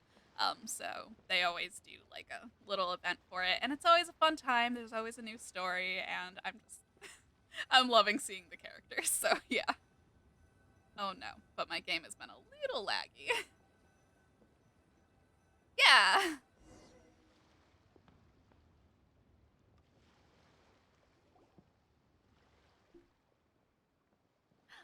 Hi, everyone. Fancy meeting you all here. What a nice surprise. Hello, Xinyan. Let me introduce some new friends. They are... Traveler, Paimon, and Mr. Dvorak, right? I've known them all for quite a while. So you already know each other. When I was last here to advertise a Liyue Makes stop for the sense. Iridescence tour, Xinyan was one of the few people willing to give me the time of day. definitely makes sense. Well, feels like I've been chasing this iridescence tour bandwagon halfway around the world, but I keep getting stood up. What's going on, Mr. Dvorak? I'm so sorry, Xinyan. We've had a string of terrible luck recently, and every time we've tried to put on a show, something or other has come up to stop our plans from materializing. Is that right? I guess it can't be helped. So, what brings you to Lehigh Harbor at this time of year anyway? Thinking of putting on a music festival during the Lantern Rite celebrations? A Lantern Rite music festival? No, I'm actually here on personal business this time. Oh, so no Lantern Rite music festival? I mean, that's not just up to me. Hosting a music festival takes a lot of funding and personnel. Moreover, I've never worked with the Liyue authorities before. Even if I were to start putting something together right now, I think it'd be too rushed. Wait, but we're going to meet the Liyue Qixing, aren't we? And they're the ones in charge. Uh-huh, that's right. Miss Kuching and Miss Ningguang can make anything happen. Real. I mean, what? This is the perfect opportunity! Well, sure, it might not work out, but it can't hurt to bring it up as a suggestion. It would be something different. That's the spirit! See, even the traveler agrees with me. Mr. Dvorak, don't let yourself be put off by the fact that a few things haven't worked out recently. As for the performers, I can put you in touch with some local artists. My friend Yunjin is a well-known opera singer in Liyue. With her support and a commissioned song from the Yunhan Opera Troupe, we should be able to get something going. Totally. But what about you, Xinyan?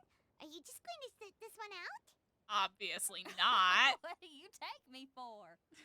Thank you for the We hydrate. actually managed to make the Iridescence Tour Lantern Rite Grand Concert a reality. You think I'd let anyone else perform the opening act? Wow! There's that rock and roll spirit! What do you say, Mr. Dvorak?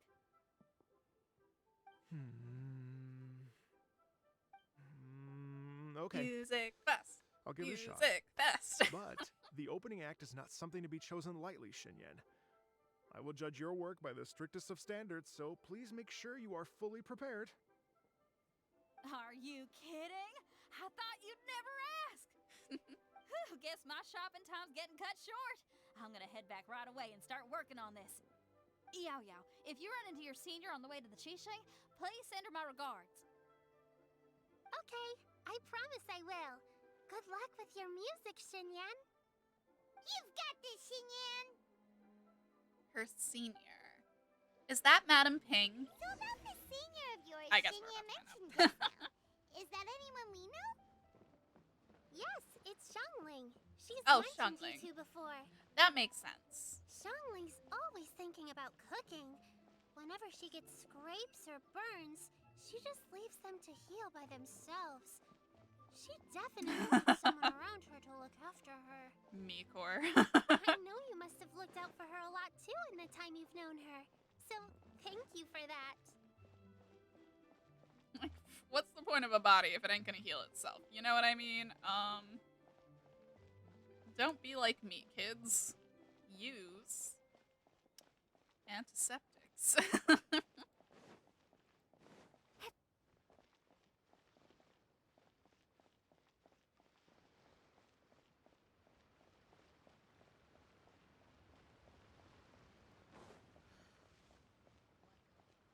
Granted, I have been a lot more careful after I got cat scratch fever twice. So,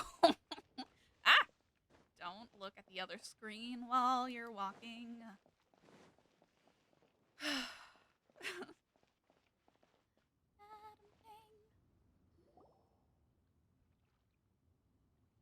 Oh, it's Master! Is it okay if I go and say hi to her? Can we also say hi to her? Oh, calm down now, dear. Honestly. Not about to run off anywhere. I'm not a bundle of energy like you. I haven't seen you in days, Master! I've missed you. Oh, bless you, Yao Yao. You do say the sweetest things. Ah, look who it is. Visiting friends during the lantern rite, are we? Greetings, Madam Ping. You're half right, Madam Ping. We were also trying to help out Mr. Dvorak over here. We were on our way to take him to see the Qixing. Hello, ma'am. I am a musician from Fontaine and an organizer of the Iridescence Tour. I don't suppose you've heard of it. Master! The Iridescence Tour is a super famous music festival! Oh, an old lady like me wouldn't know much about that sort of thing. A music festival, you say? It sounds terribly exciting. If we could add some musical elements to the lantern rite. Oh, right! Madam Ping, how would you feel about that? You're an Elder of adeptus. Liyue, and you know all about Liyue's cultural traditions. Hearing your thoughts would definitely help us figure out how best to approach it. You're an elder of Liyue. She's thousands of years old. Like, literally thousands of years old. She's an adeptus. So elder of Liyue kind of feels like an understatement. For example, do you think it might be a bit too modern, or is there any other issue? Why, not at all. Music pays homage to history and culture, and it can also be a bridge between different civilizations. Times change, and the music enjoyed by the youngsters of today is no doubt very different from the tunes I was accustomed to in my youth. Thank you for the hydrates. Nevertheless, all fine things in life can be appreciated. And so, You were I a look youth forward to it a immensely. long time ago, Granny. Hear, hear. I do believe that, my own dear grandmother aside, you are the wisest old lady I've ever met. She is Goodness thousands of gracious. years You're all old. being suspiciously sweet today. Yao Yao, whatever have you been feeding them?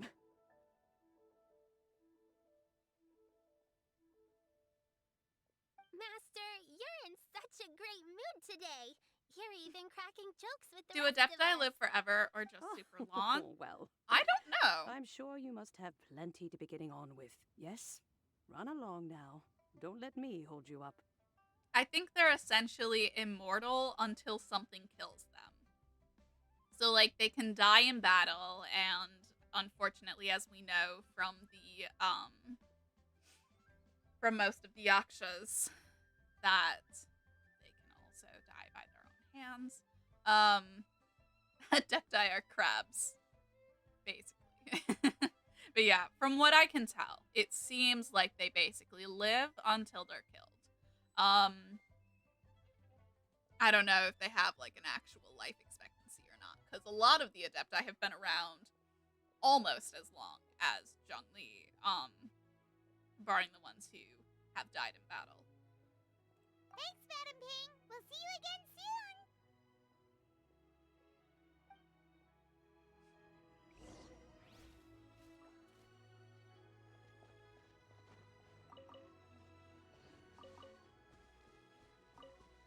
Please be mindful of your personal safety.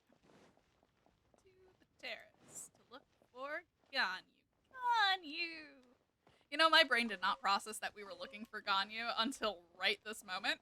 Hold on. I never come up here. And even though I don't need the flowers for anything, I feel like it's always good to have them on hand. Like, I have more than enough to get Ningguang all the way leveled, but, you know. Doesn't hurt to have extras.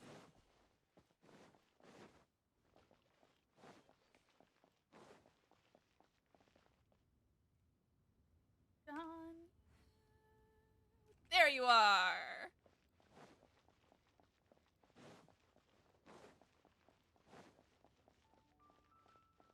Hi, Marie.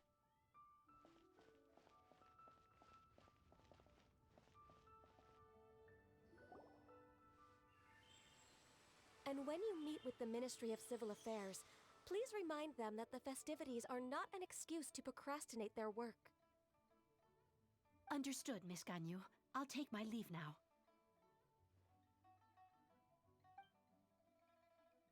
Ganyu! What brings you here, Yao Yao? Me and Yao Yao I found reacting to all these medicine you asked characters me the to same pick for way. you. Oh, and here's a pack of sweet flower seeds as well. Also, these dried chingshin leaves make a great pot of tea that's very good for you. I know you've had a lot to deal with at work recently, but you shouldn't push So yourself true. too hard. If you're not careful, you'll end up falling asleep in the grass again. Again. Well, this is weird. It's like a responsible younger sister talking to their disorganized older sister.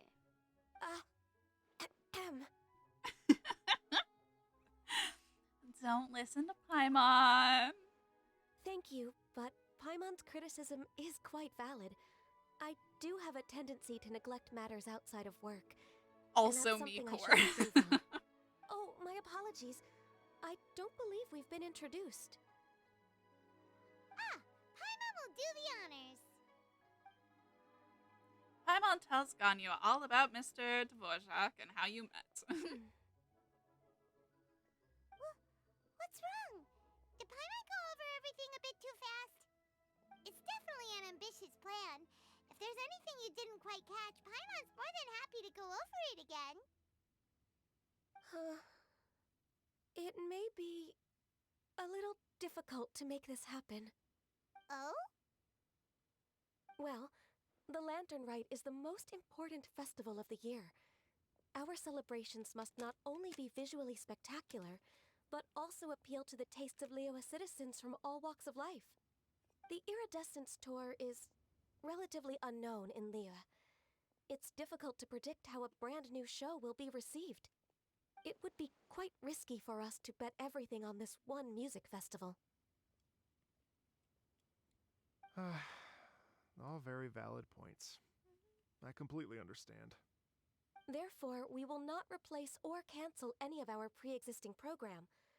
However, I will submit a proposal requesting to put the Iridescence Tour special performance as the final act of this year's festivities. Some live music will certainly add to the festive atmosphere on the night of the Lantern Rite. As for the venue, let's reserve a space at the docks. So we're not stealing anyone's thunder, but we will end the night on a high note. Yes, my thoughts precisely. Now I just need to take some time to give this proposal some polish. As long as I clearly lay out the pros and cons, and highlight the key points of the proposal, given that Ping and the Traveler have both given the idea their blessing, I'm confident that Qixing will be sure to give it serious consideration. Mr. Dvorak, I will need to discuss with you the number of musicians who will be coming to Liyue, as well as their catering and accommodation requirements. Oh, yes, certainly. Let's step to the side and discuss further.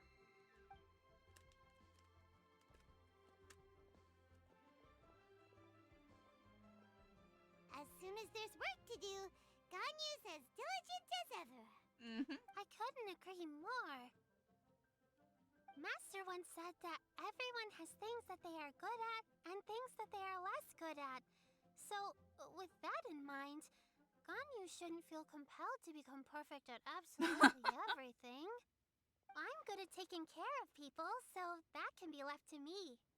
Wow. Hey, Yo-Yo, can you take care of Paimon too?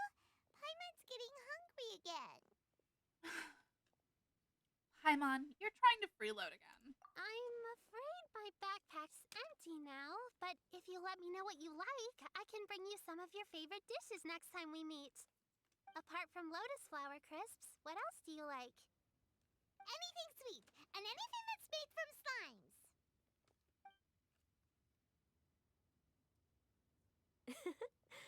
Here's what I've drafted so far.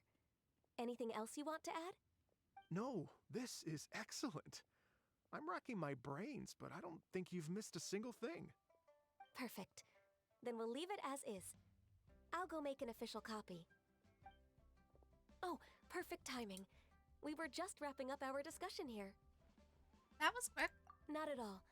Every second counts for a complex proposal such as this. I will inform the Qixing of this development immediately. Please give me a moment to pass on the message. Yao Yao, thank you for bringing my herbs.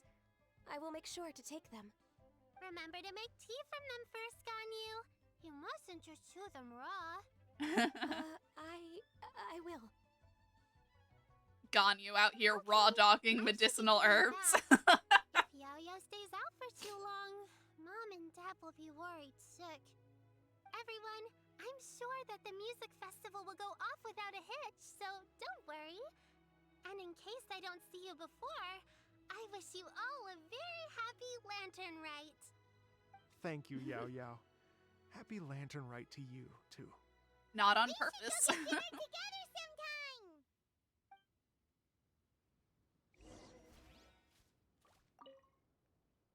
That lady I just talked to, Ganyu, she really thinks of everything.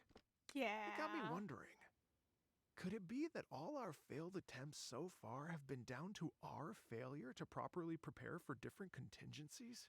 Yes. If you fail to plan, you plan to fail. Me to myself every day when I don't want to make a to-do list, but I know I gotta make a to-do list or I won't do what I need to do.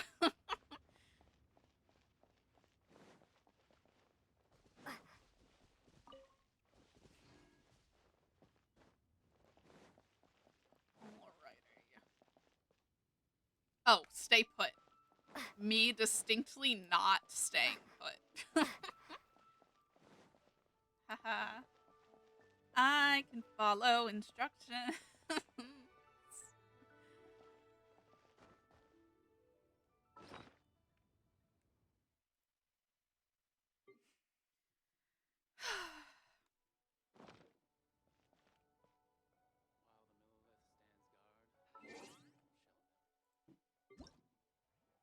I'm not sure how long.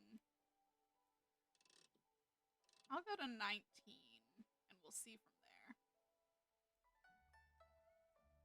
there. Right. That sure is the Jade Chamber. Alright. After a short walk, Kitching and Ganyu Greetings, arrive. traveler, Paimon, and Mr. Dvorak. Call me Kuching. Ganyu has brought me up to speed on everything. I'll get straight to the point. The Qixing have approved Ganyu's proposal. Over the next few days, I will be working with Mr. Dvorak on behalf of the Qixing to facilitate the organization of this concert. Yay! That's awesome! Unbelievably efficient. Kitching strikes again. Please. The Qixing have a duty to deal with matters such as these. We have merely moved things forward to the next step. On a more personal note, I am an avid supporter of all things new and innovative. As such, it is my privilege to work with you on this exciting project. Thank you so much, Kuching. I'd become quite discouraged after our recent failures and was Fascinating. expecting the same outcome once again, so I didn't dare to get my hopes up. That's confusing. Never in my wildest dreams could I have imagined this going so smoothly. It's like a dream come true. Right. Time for me to call in the performers. To stage a concert at a high-profile event like this is a rare opportunity. We'll make sure it's a night to remember. Yes! Our music band's finally getting fired up! Mm-hmm. Yes, indeed. I know exactly what I'm doing from here. For a musician, music will always be the language they are most fluent in. What about your ancestor and that fairy lady? Oh, that. That can wait for another time. Oh. Ganyu? What's wrong? They told me all about Mr. Dvorak's situation, but I was so engrossed in drafting the proposal that I forgot all about it.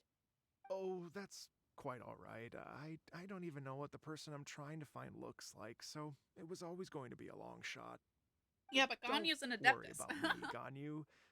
Your time and energy are needed elsewhere. I'm sure you already have plenty to deal with between this She's so concert and pretty. everything else I going love on her during the Lantern eyes. Rite.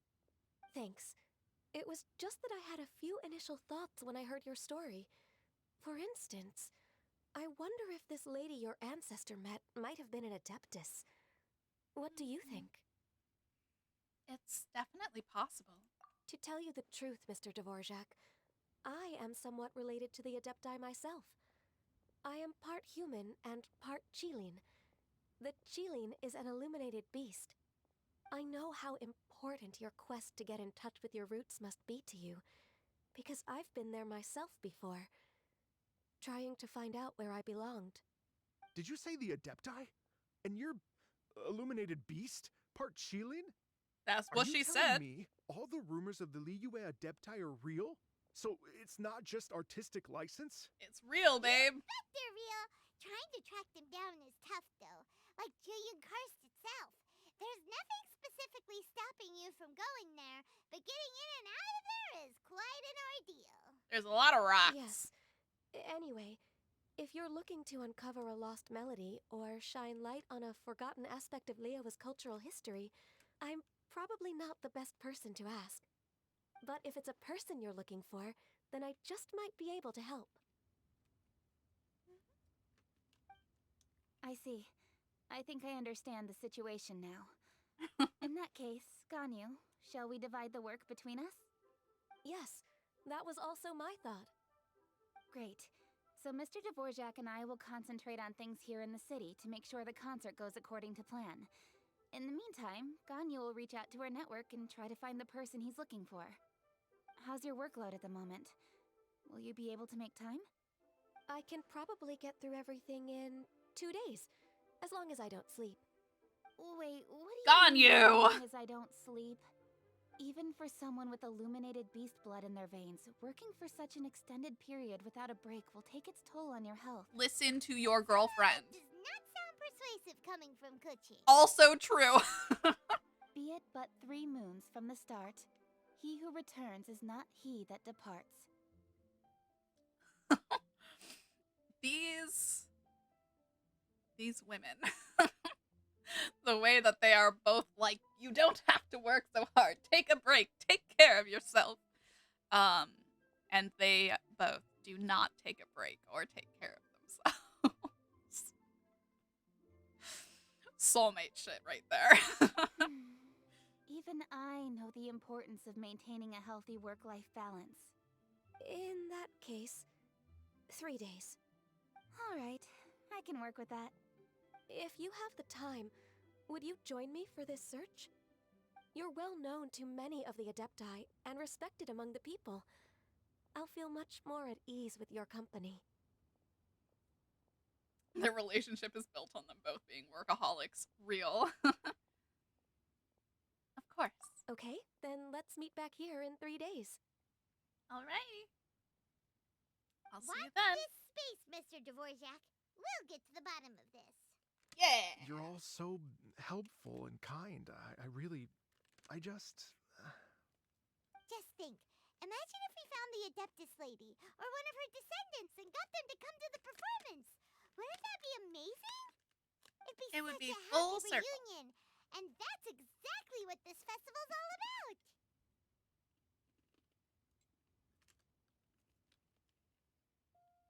I'm sure the wind that guided you here feels the same way, Auntie. You're right.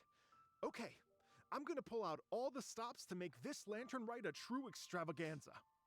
We should probably get going. Mr. Dvorak, could you come with me to confirm the site? Ooh, we're coming too. Yeah. I was wondering, what are your thoughts on music? What does it mean to you? Music sounds nice? Truth be told, the question of what music means to people is one that I've been pondering for quite some time. Let's revisit this question after the concert. It means something different to everyone. It connects. It expresses. It can change your mood. It can amplify it.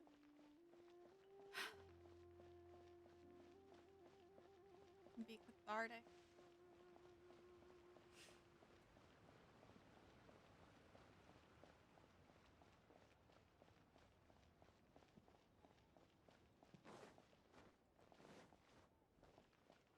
It can be Cecil's special interest.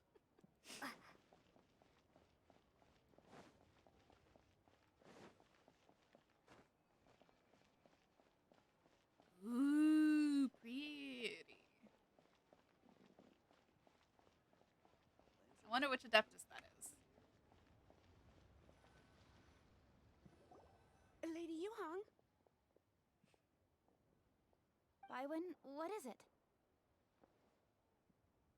Per Lady Ningguang's orders, I've been gathering intelligence outside of the city with the goal of uncovering and dispatching any trouble ahead of the festival. I am told that a strange melody was heard somewhere along the coast. I was wary of investigating further on my own, so I was just on my way to A report this incident strange to Lady melody, Ningguang. huh? But I'm worried that if we don't act right away, we may miss the window of opportunity to take appropriate A action. strange I understand. melody. In that case, Let us handle this one. Yeah, Kuching, you're busy enough as it is. There's a ton of different things in the city that needs your attention. I'm gonna blow my nose. Leave it Hold done. on. Don't worry. Whatever it is, we'll definitely be able to handle it. Well, she will handle it. With the Traveler on the case, it's as good as dealt with. Thank you. This will be a great help. I will inform Lady Ningguang about the situation. Once it's resolved, please come and find me Alrighty. again at Yujing Terrace and let me know. Will do. And say hi to Ningguang for us. Yeah. you have my thanks too. Stay safe and come back as soon as you're finished. Good luck.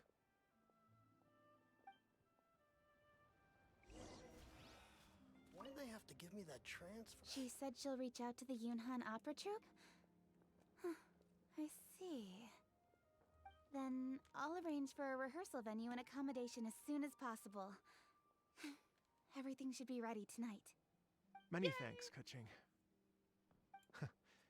You know, I once heard someone from Liyue describe a person as swift as lightning and agile as the wind. At the time, I thought it was a curious expression, and I had a hard time piecing together a mental image of such a person. But now, having seen Kuching in action, I honestly can't think of any other way to describe it. It's such a vivid and expressive phrase, a testament to the richness of Liyue's culture. You're too kind, Yep. Mr. Dvorak.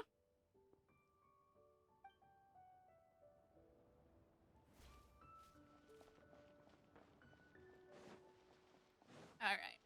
We're going to the place that Baiwen mentioned.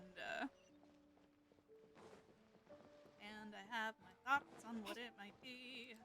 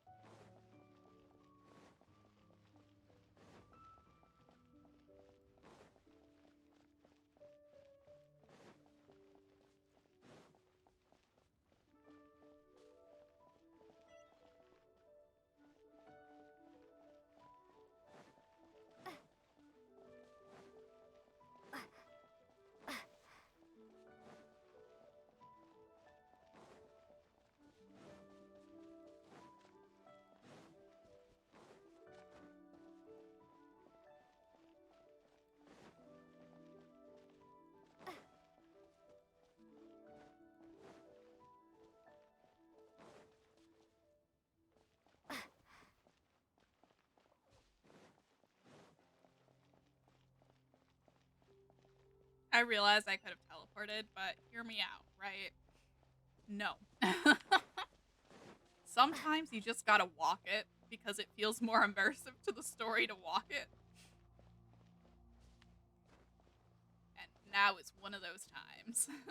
It's only like 500 meters. That's not that bad, really.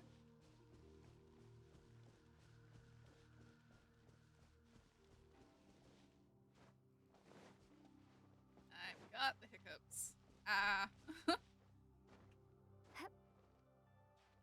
Hello? Lumine?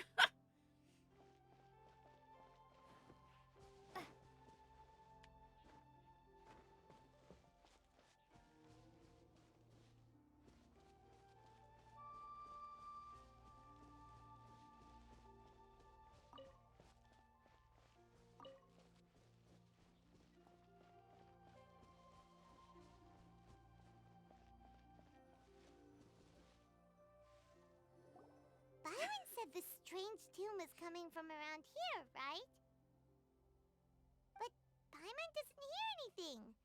doesn't seem to be a soul in... I was just wondering who in their right mind would come out to a place like this. So, it's you two. Elon! How'd you sneak up on us like that? You nearly gave Paimon a heart attack. You look pretty alive to me. Can't have spooked you that bad. Fair enough. Know anything about the strange music? Ah, you're here for that too? Saves me a bit of explaining. Come with me. I've already reconned the perimeter, so we should be safe.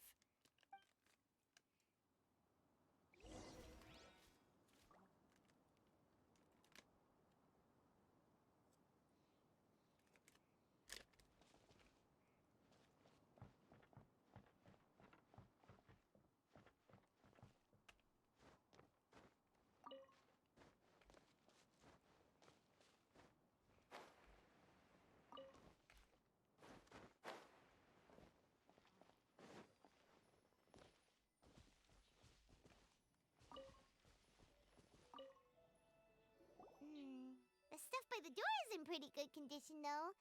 It can't have been too long ago that someone was last living here. Oh, I missed. I missed this first spot. The doors and windows are all fine, so there definitely wasn't a break-in. Okay, there we go.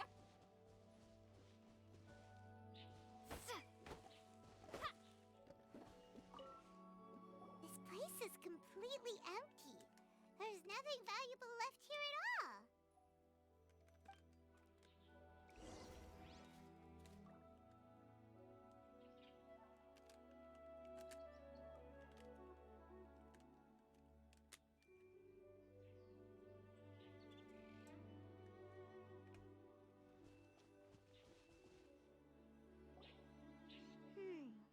How strange. It looks like it's been looted, except for the fact that there's no sign of a struggle. The bad guys could have sneaked in while the owner was gone, but then how do you explain why the door and windows are intact? Seems you've done a pretty thorough inspection. So, any theories on what might have happened here? Daylon, you didn't hide some of the evidence from us on purpose, did you? Why would I make this more difficult for you? We're on the same side here. Okay, well... Paimon gives up then. Paimon's got nothing. What about you? Give up as well? It must have something to do with the melody. Your instincts are pretty good. Or perhaps it's not instinct. The strange melody is one of the few pieces of information you have available, after all. Let me share a folk story with you. A long time ago, there used to be a group of bandits in the Liyue countryside who would sound a horn every time they were about to raid a village. But it wasn't a rallying cry to rouse their fellow men. It was a disconcerting tune, meant to intimidate the weak and warn them of their impending doom. To escape with their lives, the villagers would abandon their homes and flee overnight, taking only their most valuable belongings with them. Everything else was left behind. The bandits were eventually brought to justice, but the fear and trauma remained in the villagers' hearts. Whenever they heard that melody, they would feel like their lives were in danger once again, and flee immediately. The culprit of this crime exploited that very fear to get access to this house without having to force their way in.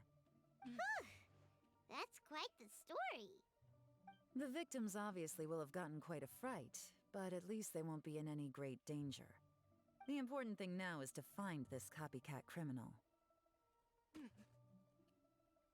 If we use elemental sight, we could follow their tracks. On any other day, that'd probably be a good idea. Unfortunately, it's not gonna work today. Take Why? a look around and you'll see what I mean. This criminal is clearly well-versed both in using music to commit crimes and in making a clean getaway. Not only did they stay off the muddy road to avoid leaving footprints, it looks like they were also careful not to bring any gadgets with so much as a trace of elemental energy. Evidently, they were intent on keeping even the most experienced investigators off their trail. Fascinating. Unfortunately for them, I'm one of the best trackers in the business. They're not about to get away with their little scheme on my watch. She's so hot. So basically, if we want to find the culprit, we just need to follow Yelan.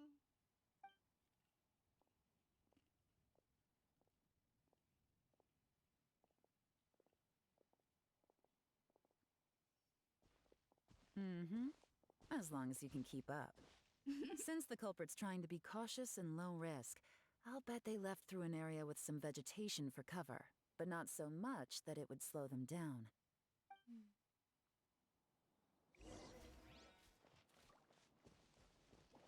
I'm with you, Yelan.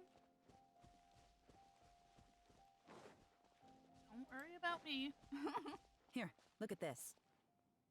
These tracks are superficial, but they definitely didn't occur naturally. Something heavy was being dragged this way, meaning we're headed in the right direction.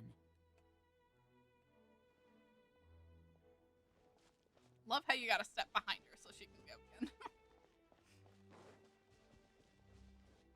Huh. Their pace is increased. Normally, people carrying a heavy load slow down as their journey goes on and they start to tire. Whatever's motivating them to speed up must be psychological. For instance, reaching the home stretch.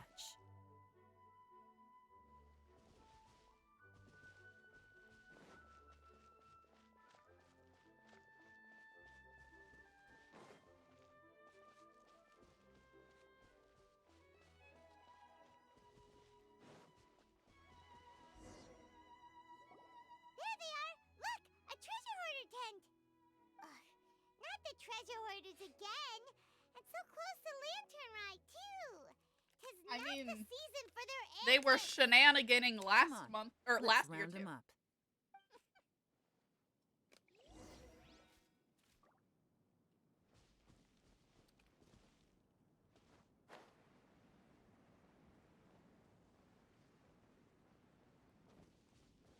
Alrighty.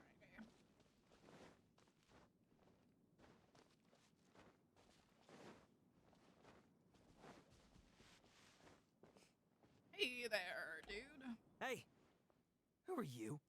Where did you come from? Looks like this guy's fucked around and he's about to find out. The evidence is conclusive. Okay, confess and we'll go easy on you. My patience is running low, so why don't you do us both a favor, hmm? You kidding me? You think I'm scared of you? Do you know who she is, babe? Perhaps not, but you should be.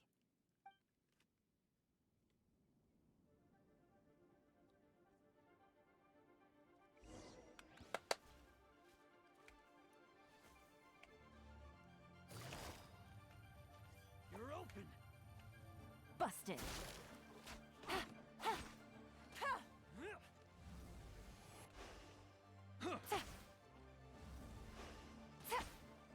You're open. Really? Curses. Seems like you're not all talk after all. There's no going back now. Better up my game. Gotcha. There we go.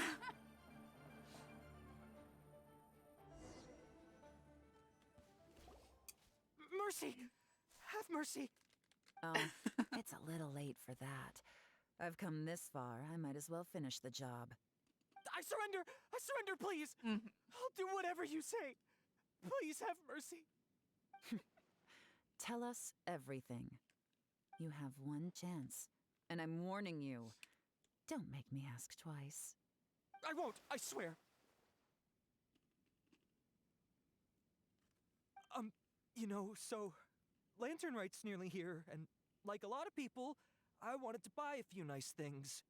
I know I'm with the treasure hoarders and everything, but I don't really have any kind of experience with robbing people and whatnot. So I don't have the guts to break into somebody's house. Wow, you're really going to complain to us about that? No, not at all. I'm just telling it how it is. Okay, continue. I racked my brains trying to think of what I could do, and eventually, I remembered something from back when I was a kid. The bandits would blow their horn, and my grandma would grab us kids and run. The thing is, this is one of my favorite tropes in fiction.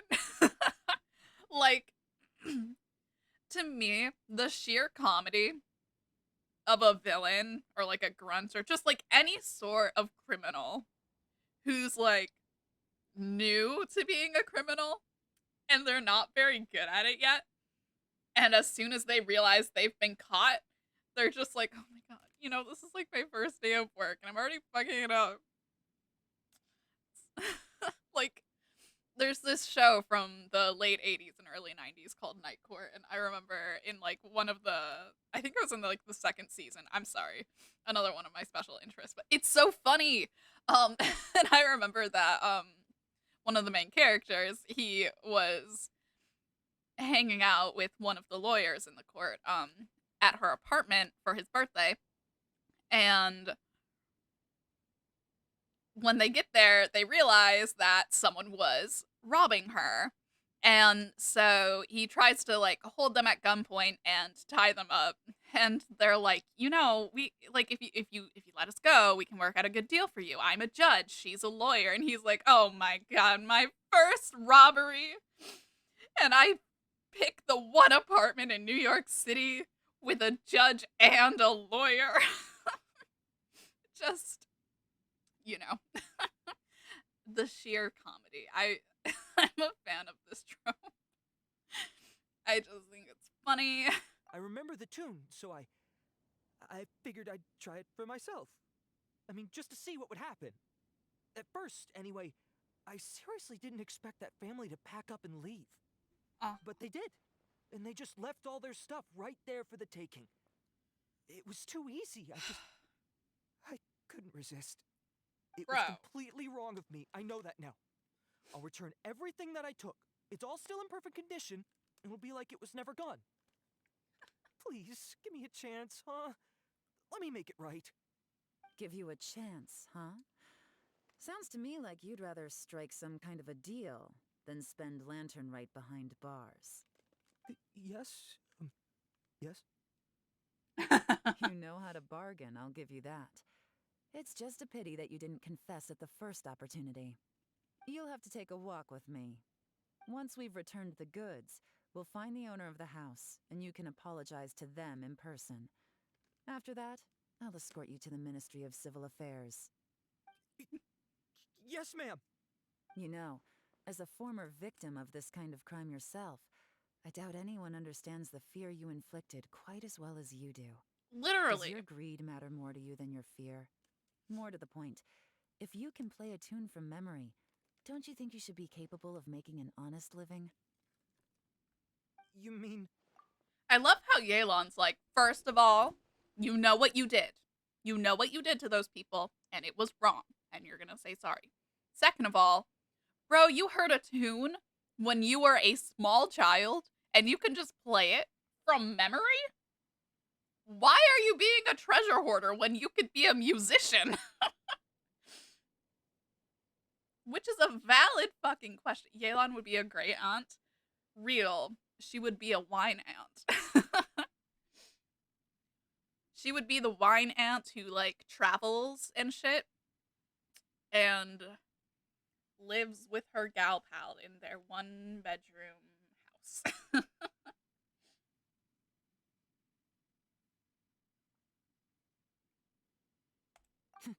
That's enough hints for you. You'll have plenty of time to reflect on all of this yourself. Exactly. There's not much left to wrap up, so I'll take it from here. Guess this is where I'll say goodbye. Sure. Well done, Yelan. What is it? Is there something else? I'm still not sure how you first got your hands on this information, so play it safe when you get back. Don't mention to anyone that you ran into me out here. You helped a lot with the investigation and arrest anyway, so it's perfectly fair for you to get all the credit. Just take it. It works better for me, too. See you when I see you. Like, gay! Happy Lantern Rite. Yeah, I'm such a pro at this. With her taking it from here, it's as good as resolved. Whenever attractive women talk so close to Lumine, she's just like... like, that's fully the face of just like... She looks like me when Lucy Lawless offered to give me a hug.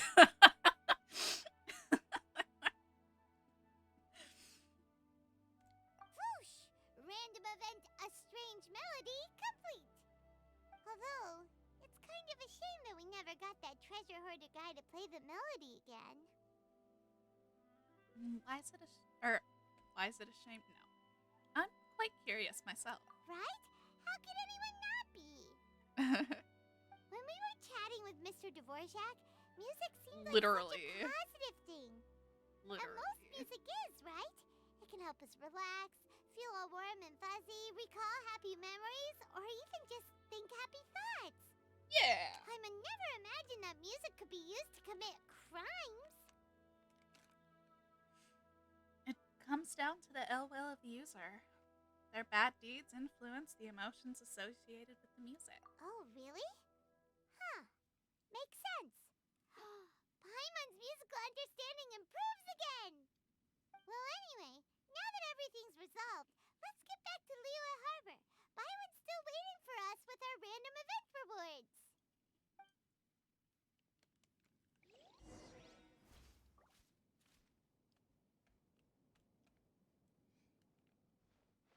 Alrighty.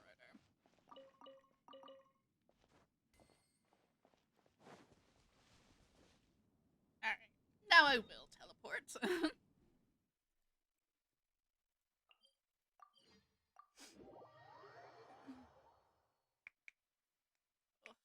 My bones. There we go. I'm like, I know my elbow has to pop. I can feel it. Alright.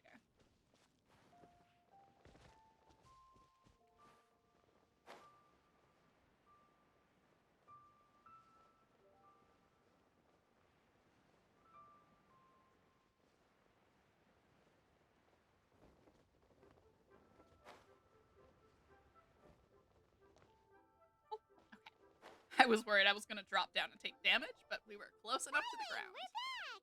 Everything's all sorted! That's great news! Oh, please wait here a moment if you would be so kind. Lady Ningguang instructed me to advise her upon your return. Is this the one who's like real gay for Ningguang? My greetings to both of you. Long time no see. No need to be so formal with us, Ningguang. We've known each other for a long time now. You must be super busy with all the preparations for Lantern Rite. Don't mind us. On the contrary, I think it is those that I have known longest to whom I should extend the greatest courtesies. Alas, on a different day, I would invite both of you inside for some tea and a brief respite from your travels. But you're quite right. Trivial matters aside, there's no escaping the fact that we have a grand concert to organize. Once the performance itself is over, we'll then need to invite the representatives of the Iridescence Tour for a discussion on future collaboration opportunities. The financing arrangements alone could well entail many rounds of discussion. Simply put, there will always be work to do.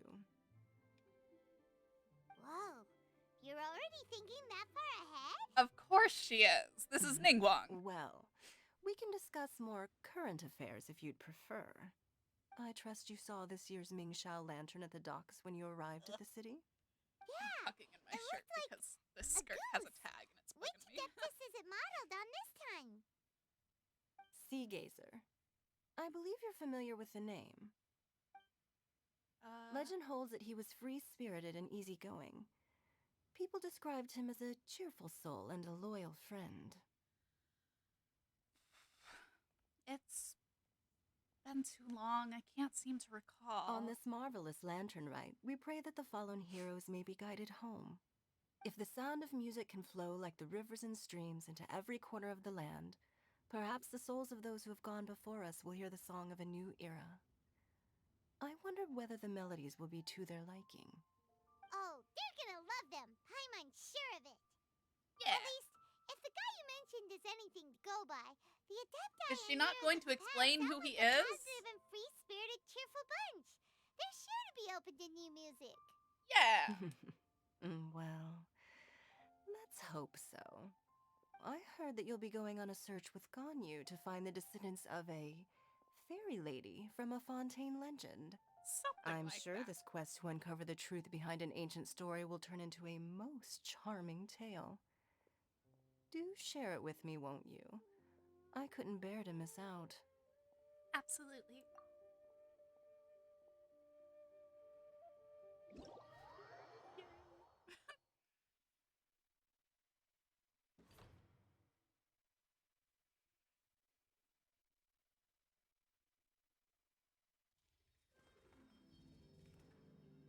Ooh.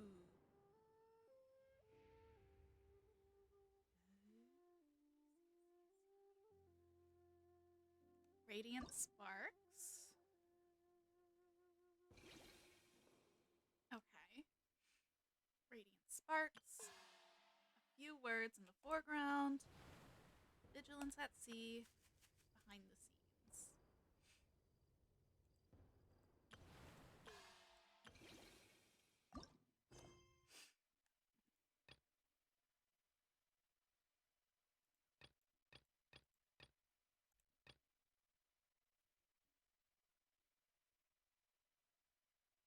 All right.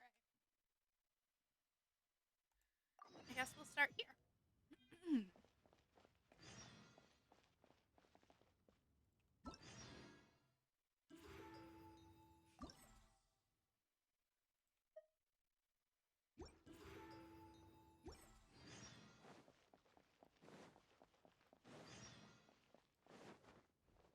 The games are so fun. Okay, I'm looking forward to it.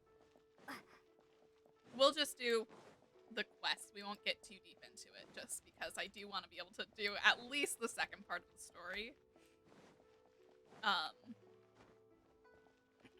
So yeah. Oh my goodness. And doing the quest should take us more or less naturally through the amount of time until... maybe. I don't know. We'll see.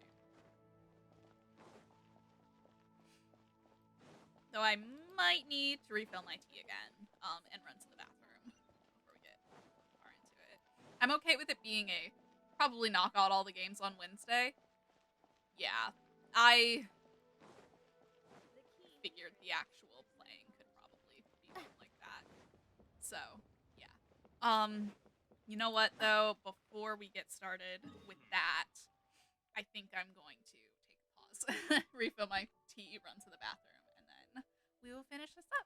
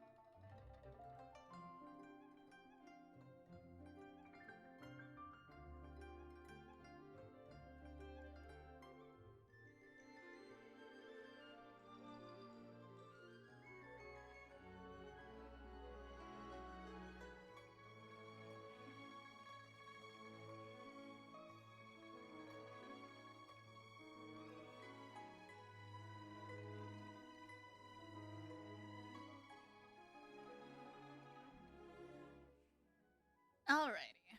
We are back.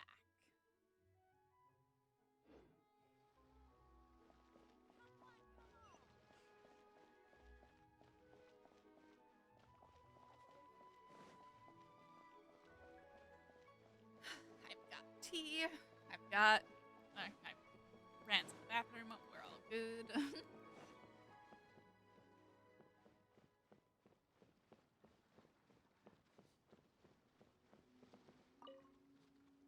Alright. Hello. Oh, okay. Did this area get cleared? Huh. I think it should have been cleared already. Ugh, what a headache. You're the traveler. My apologies. I was too busy. I didn't even notice you. What are you so busy with? So, it's like this. For this year's Lantern Rite Festival, we of the Lea Harbor's Adventurers Guild have been dispatched by the Ministry of Civil Affairs to help with some tertiary tasks. The Millilith are primarily responsible for patrolling the city and other key areas. We, on the other hand, get to go out and clear out some monsters, along with those good-for-nothing bandits, too. Speaking of which, you're a registered adventurer as well, aren't you? I've heard plenty about your exploits. If you want, you can help us out. What do you say? What about the Lantern Rite? Well, since we are helping the Ministry during a holiday, they're providing extra compensation for our efforts. So, should any adventurers be willing to take on these commissions, they'll be able to collect more rewards upon completing their tasks. How much additional compensation are we talking about? Trust me, it's plenty. That depends on how much work I still have left. Alright, I knew you wouldn't just stay idle. I'll be sure to mark down all the locations already confirmed by the guild. Also, please take this miniature launch tube. Should you accept one of the commissions, remember to launch some fireworks after you clear out an area. Dakota, not a scratching post, baby boy. Do you want to come say hi? After you launch the fireworks, we'll send someone to designate the area as cleared. And then we will adjust the overall plan in accordance with the areas that have been cleared. That sounds pretty strategic. Yeah, this is the Lantern Rite Festival after all. We can't let anything go wrong. People are more tense than a stretched out cord right now. Never mind this for now. I'll go take a look at the situation. Need to make a report to Lon later. Alright.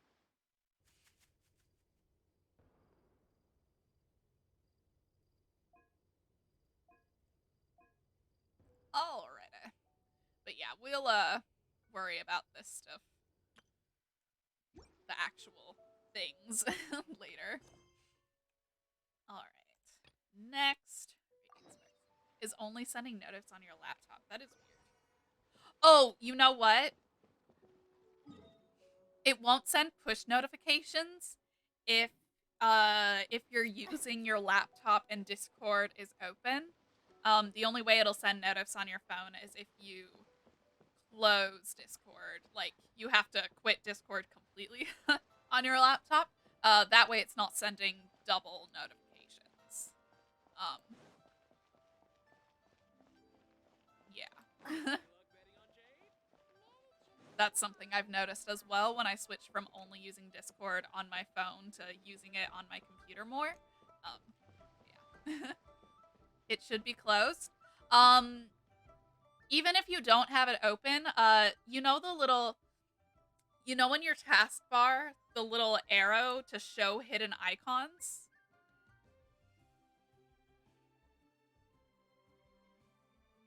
Discord might still be basically running in your tray, so it'll still count as being open on your PC. Here, let me send you a screenshot.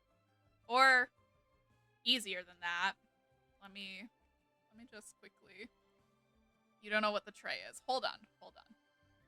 Let me just capture... for a second. Okay. So down here at the bottom, or wherever your taskbar is, next to your stuff, there's a little arrow that points up. And it'll say show hidden icons. And you hit the arrow, and then in here it'll have all of your apps that are running in the background that are open. With Discord, if Discord is still in there, then it's still open in the background. You gotta right click it, and then you hit quit Discord, and then it should start sending notice on your phone again. But yeah. So that's that.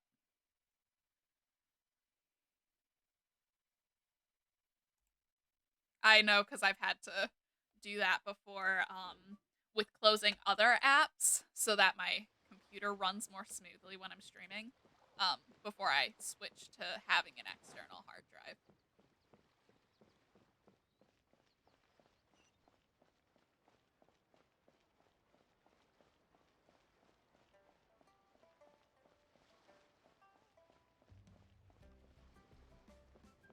All right.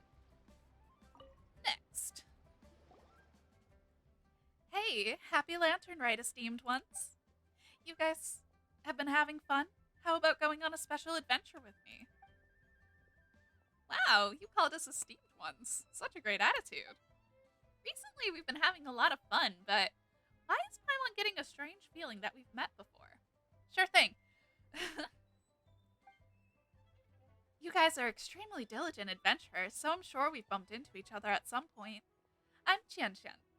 I usually hang out around the Feiyun Slope, looking to recruit new people into the Adventurers Guild. Everyone in the cats and dogs passing by has probably heard my voice. She's join the Adventurers Guild. You do look a bit familiar. Yes, it means my efforts were noticed by you guys. All the more reason for you to experience my masterpiece. At this point, of course we'll lend you a hand. Can you tell us a little bit about your particular adventure? Sure, then I'll cut to the chase. Recently I came across a new novel at the Wanwen Book House. No, that's not it. Rather, I gathered some new information. I've noticed that people's expectations for adventure are rising, and activities such as climbing and wind gliding are not as exciting as they used to be. In order to get more people to join the Adventurers Guild, we need to come up with more novel and exciting approaches.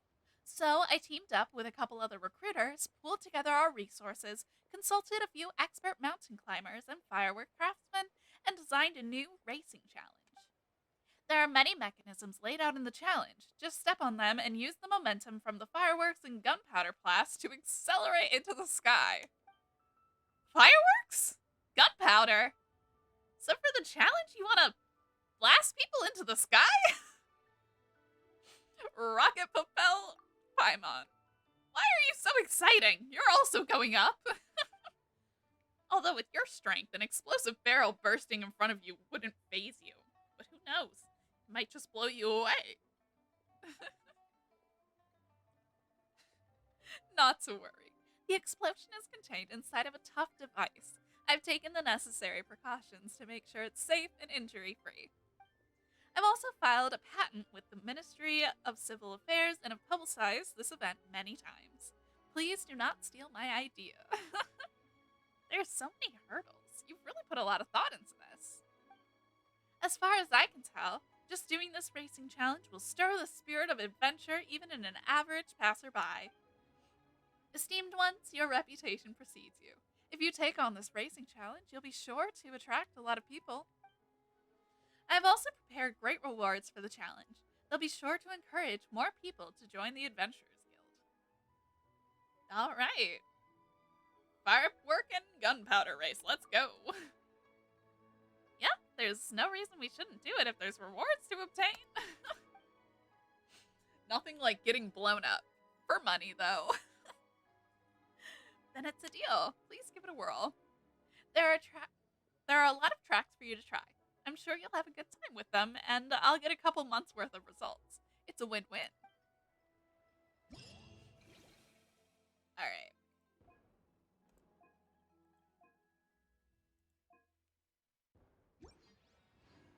Next. few words in the foreground. Alright. To the North War.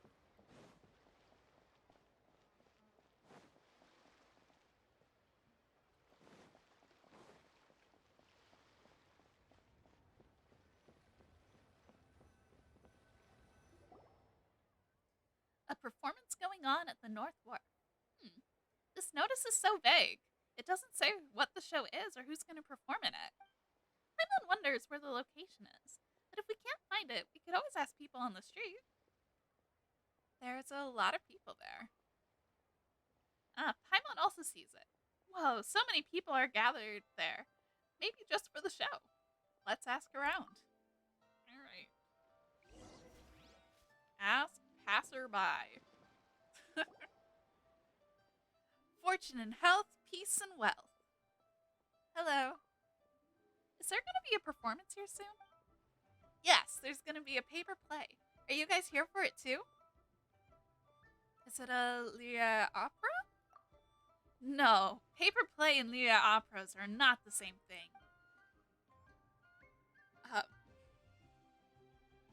Ching Ching, the show is about to begin. Quiet or you'll affect the performance. Sorry. As for the paper play, you'll know when you see it. Honored guests, we will be performing Bravebeard today. Before the show, if you want to head to the restroom or grab a beverage, now's a good time. We will wait for no one when the show begins. So this performance is actually called Bravebeard. Paimon's never heard of this story. Shh! We can still hear you even at a whisper. Keep it down. You can talk during intermission selection. Sorry. Intermission selection? The story of the Bravebeard is quite long. In fact, it'd be too long to do it all in one go, so Yingong will let the audience pick which scenes they want to see during an intermission. Ching Ching, I'm trying to listen to the play. Oh, I won't butt in anymore, I promise. So, dear guests, what part of the Bravebeard story would you like to see today? Would you like to see mountain bound or worshipping adepti? Maybe exorcising demons or ascension? As long as you can name it, I can perform it. I want to see the Bravebeard fight monsters. He's so handsome and wins every time. You've seen worshipping adepti and exorcising demons so many times already. Haven't you gotten tired of it? I want to see the part of where the Bravebeard goes home to see his sister. The Bravebeard has a sister? How have I not heard of this? I definitely haven't seen that before. How impressive! Not many people would request homecoming. After all, only the real fans know about it. Alright, just in time for the Lantern Rite, we will not perform the plots featuring monsters. We shall spin a tale of how lovers end up together. There are 3 characters who shall appear in this scene, aside from our Bravebeard, with whom you are familiar, of course. There is a lonely girl named Yibing and an honest gentleman named Nunfing. Do you understand any of this? I'm still confused. So this is a story about a guy called Bravebeard, right? It looks like there's a lot of supporting characters as well. But there's only one performer on the stage. And there's a folding screen? How's it gonna work? Hey, someone here has never seen a paper play before. Huh? Someone in the back asked how I, a lone performer, can be in different places at once and make this performance work. Well, our paper plays may not be as exquisite as Leah operas, but we certainly have our own distinct flavors. As you may know, the characters in Leah operas are portrayed by real people in the flesh. The actors in our performances, however, are portrayed with paper figures pasted on silk. And Leah opera takes place on a large wooden stage. The stage for our performances, however, is but a paper screen and a wooden shell. Our actors and stages are all made of paper, and that's why we call it a paper play. I am the narrator, but I am no actor. You will meet the 3 paper actors in just a moment. Yingong, I don't think they know about Bravebeard either. Would it be okay if you introduce them to his story? You know, the one you always start with? That's called establishing. That's called the establishing moment. I've always enjoyed that one too. Please perform it for us. Establishing moment, establishing moment. It is said that the sky's the limit, but the woes of the world are also limitless. There was once a man named Huang Guang, suffering from human injustice, who resorted to dwelling amongst the mountains and rivers. By chance, he became a disciple of an adeptus, changed his appearance, and grew a black beard. Thus he is known as the Brave Beard. At the behest of the adeptus, he struck down monsters and scared off demons with his sword. The Brave Beard trained for many years and finally acquired the philosophy of the adeptus. Right before he returned to the adeptal abode, he was summoned to recall the past. It turned out that he still had an attachment to the common folk, where he had a sister at home. The poor sister, Yabing, was now alone and helpless. She thought that her brother had lived a miserable life and never imagined that he would return home. As to what happened next, I shall show you right away. Hey, don't just stand there! Clap! Alright. Is there a rule about when we should clap? Okay. Thank you all. We are supposed to continue the show, but I can tell that these two guests are still a little perplexed. I think it would be better if I asked these two to volunteer from the audience by coming forward and assisting me in directing the scene. It will give you both a good look, and it will help the actors move forward on the stage. What do you think? Hey, why didn't you invite me? I know all about paper plays. You gotta remember to invite me. You just gotta. You've been up there too many times already. Quit making a fuss and enjoy the show. That's fine by me. Help direct the scene? That sounds so novel. It's also fine by Paimon. Then I shall ask you two to participate. As soon as you are in position, the performance will begin. Okay, so that's that one.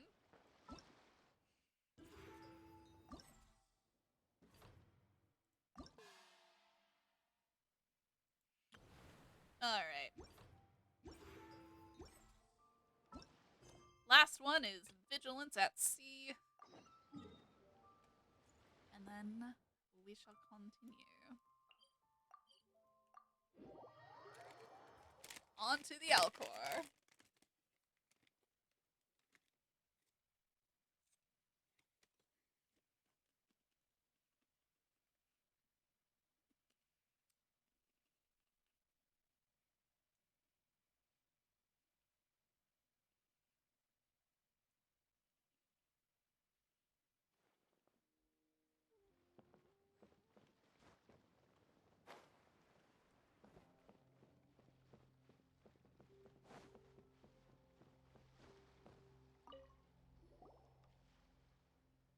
Long time no see, Traveler and Paimon. Happy Lantern Rite. Thanks. Paimon also wishes you well. Happy Lantern Rite. We've seen that the Alcor has gotten a lot of seaborne goods and We've seen that the Alcor has a lot of seaborne goods and decorations, and that it's as bustling as in the city. Game, don't freeze. Looking great, no? All the decorations were handpicked by the captain.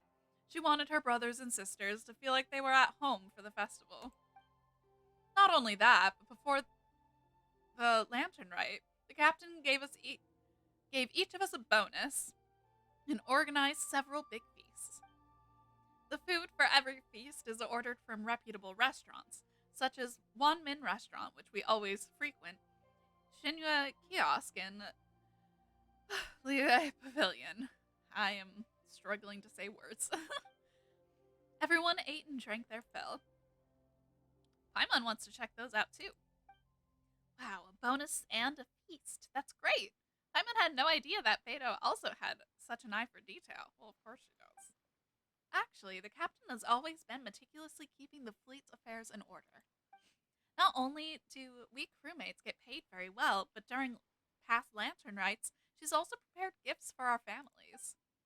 Before that, before, the captain got some business information from the Tianqing to improve management strategy for the Crux. The revenue of the fleet has soared, so the captain has also increased our pay. In this way, the crew will be in tip-top shape for any challenge. With the new recruits, or when the new recruits hear about how well the Crux fleet treats its crew, they'll be extra motivated. Challenge? New recruits? Eh? During Lantern Rite, shouldn't everybody be on vacation? You guys seem to be working overtime. It's not like that. Don't worry. The captain has done all the research in advance. Some of the crew were given early leave, while others were given days off later on. Thus, everybody gets time off, and there will always be someone to man the Alcor. Come here, Dakota. Come here. Don't scratch the chair. I said you could come up, not that you could use it as a scratching post. Come here, baby. Come on up. Come on up. Hi.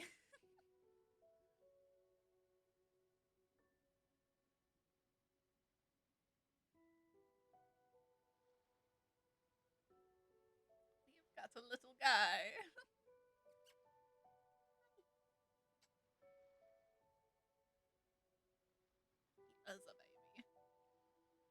You want to hang out with us? Yeah. Hi. I was among the group that got earlier vacation time, and I came back to my post completely refreshed. I'm currently getting ready for my training examination, Vigilance at Sea. Vigilant. What now? Is it to do with the new recruits? Yep, you guessed it. During the past 2 years, the volume of seaborne trade in Lea Harbor has been soaring, and many people have joined up as sailors. Taking it to the high seas is a matter of patience, bravery, and perception.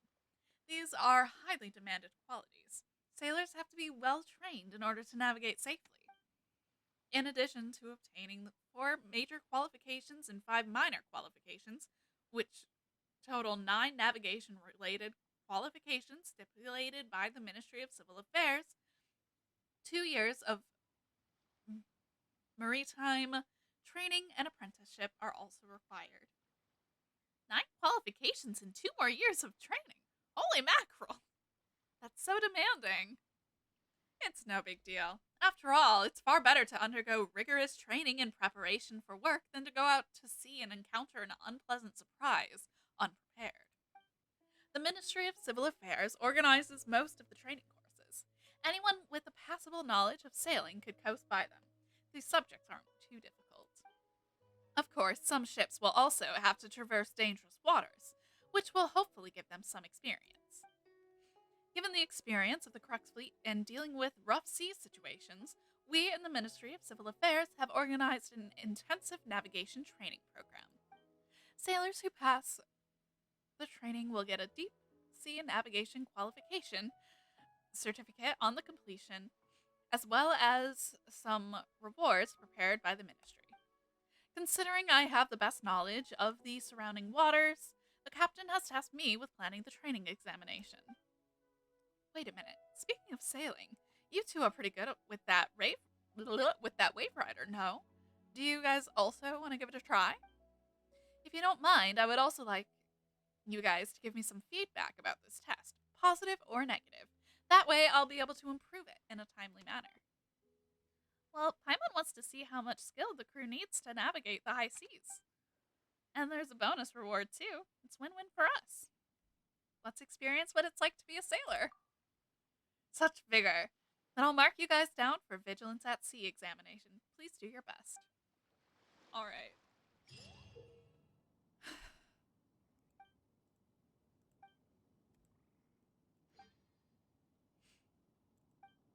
I'll read that when I'm actually gonna do it, because I won't remember it right now. Okay.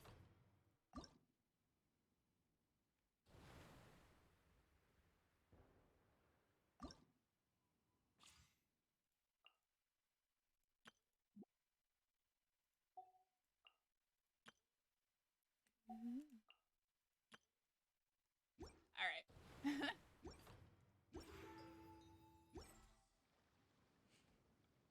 Now, I'm not completely sure, but I feel like it's about to be the second day later. So I'm gonna time skip to like 10-ish, and we'll see. Of course, I have had some time skip issues, but we'll see.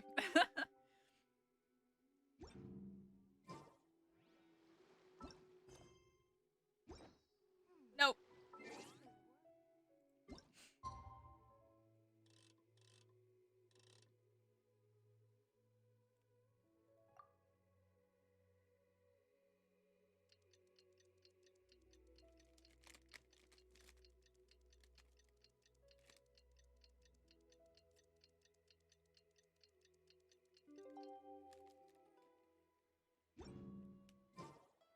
Looks like it's about time for us to meet up with Ganyu. Let's head to Eugene Terrace. Alrighty.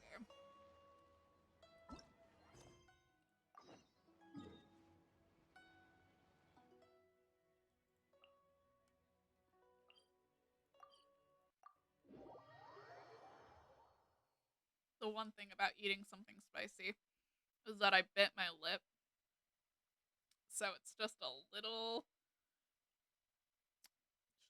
bit open. Which salt and spice going into hurts a little.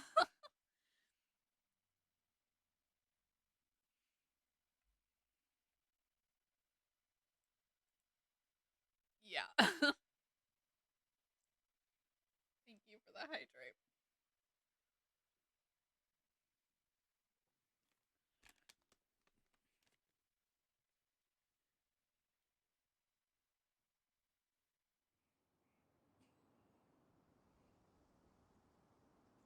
Alrighty.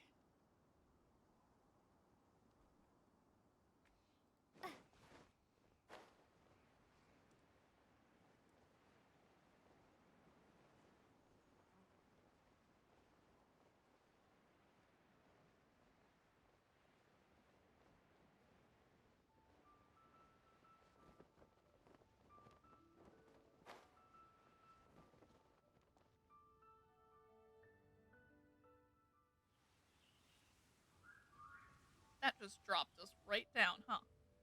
Oh my gosh, she's nodding off. Ganyu, you did not sleep, did you? Greetings, traveler in Paimon. What time is it? Are you okay, Ganyu? You were nodding off there. Didn't you sleep well last night? She hasn't slept in 2 days. I'm fine. Don't worry about me.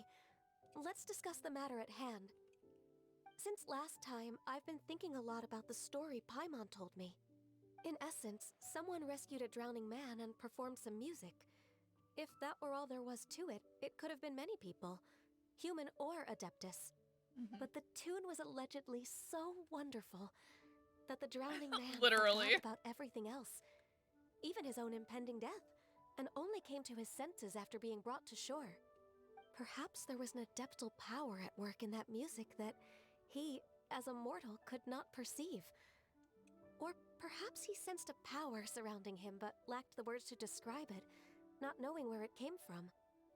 Either way, slip her some if this part of chamomile. the story is true, then the rescuer has to have been an Adeptus. You really think so? But this story is all the way from Fontaine. Isn't this a bit of a long shot? Also, Paimon's really curious about how people from Fontaine think this fairy lady looked. Maybe they imagined her having wings, or gave her horns. Then she'd look just like Ganyu. Guess that does technically make sense. Actually, Ganyu, if you had to save a drowning person, how would you go about it? Huh? She's like, it wasn't me. I didn't. Well, I'd get them to the shore, and then I'd probably hide behind a tree and watch them for a while. Once I was sure that they were going to be okay, I'd slip away without a sound. Chamomile helps relax. It doesn't, like, make you sleep, though. It just has relaxation properties. I love the option to call her cute. Like, you're so fucking shy, man. Adorable. Got it. So basically, Ganyu's the type of person who doesn't like taking credit for her good deeds. No, it's not like that. I'm just not very good at explaining things. And I also find it really awkward accepting other people's gratitude. Well, what if this adeptus in the story had a similar attitude? That would explain why she just left without saying a word. She was probably thinking something like, one was merely passing by and saw fit to address this egregious disruption to one's graceful zithering at once. You may keep your thanks to yourself. That was actually a very good impression of Cloud Retainer, Paimon. My thoughts exactly. As far as I'm aware, Cloud Retainer isn't the most musically gifted. Still, we can't completely rule her out just yet. Yeah. If we set off now, we could head to Mount Outsung and ask her about it. You'll be able to confirm either way if it's her, and I can, I've been in Lea Harbor for so long now that I'm just not as familiar with the Adepti anymore.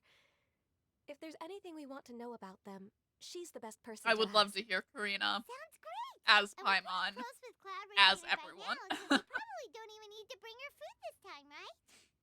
I've prepared a gift for her to mark the festival, just in case. However... You still have some reservations? Cloud Retainer spends most of her days studying mechanisms in her abode. She's on her own so much of the time that the moment she has someone to chat with, she just... Never mind. I promised I'd help Mr. Dvorak, and now that I've made the contract, I can't be having second thoughts. She's like, she's alone so Trevor, often, and she forgets that Paimon, she's alone until someone's let's set out there, for and then Cloud she just Retainer's starts abode. talking and talking. Seems like this is a tough decision for Ganyu, but she's made up her mind now. Paimon gets why she'd be so anxious. Okay, how about this? If Cloud Retainer tries to start telling stories about her again this year, we should pipe up and change the But the baby Ganyu stories are so cute! Did you leave already? Hey, Ganyu, wait up! I love hearing the stories about baby Ganyu. Alright.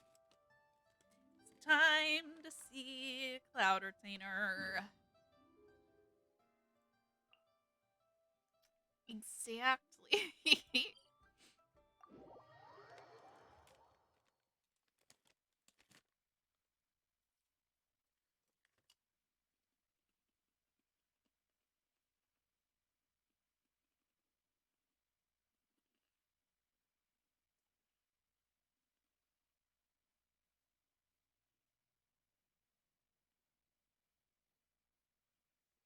Alright.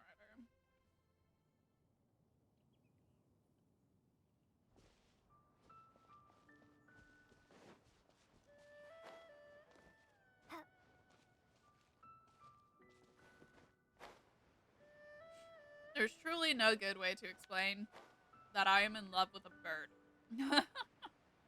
But here we are.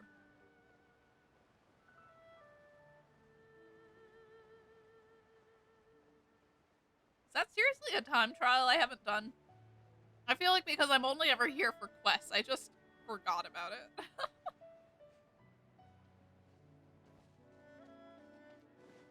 I thought the A was for Adeptus, and I was just rolling for it. Paimon's so tired from trying to keep up. Don't either of you need to take any breaks? You're talking to two immortals. I can't believe it. Cloud Retainer is not here. Huh? Did we miss her? She doesn't like to travel, so in the past, it's always been the other Adepti who come to visit her during the festivals. Maybe she's busy with something else? Or she could have run into trouble. Somehow Paimon doubts that anything could cause serious trouble for her. This is true. True.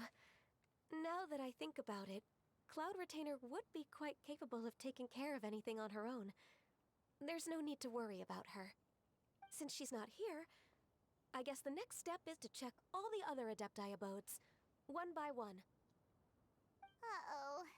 Will it involve a lot more traveling?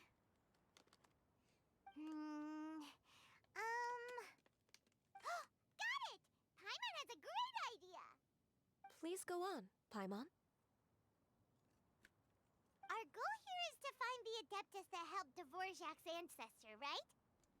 We can't hear any music right now, but if she's really as nice as the story suggests, she'd definitely come to help anyone who was drowning, right? Yes, Paimon, I think that's fair to say.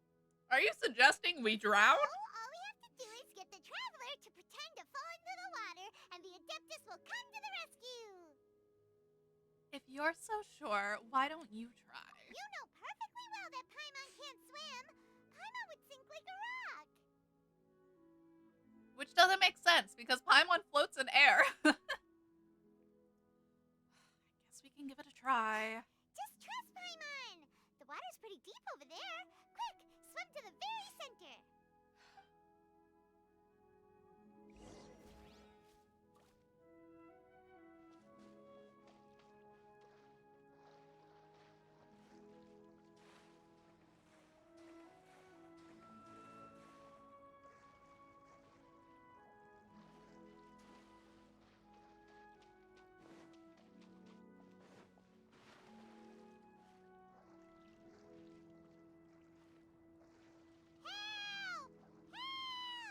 Someone's drowning!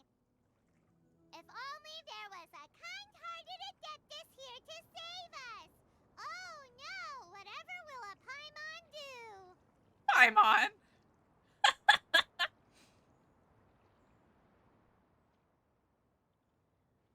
Someone What is carries going you a on?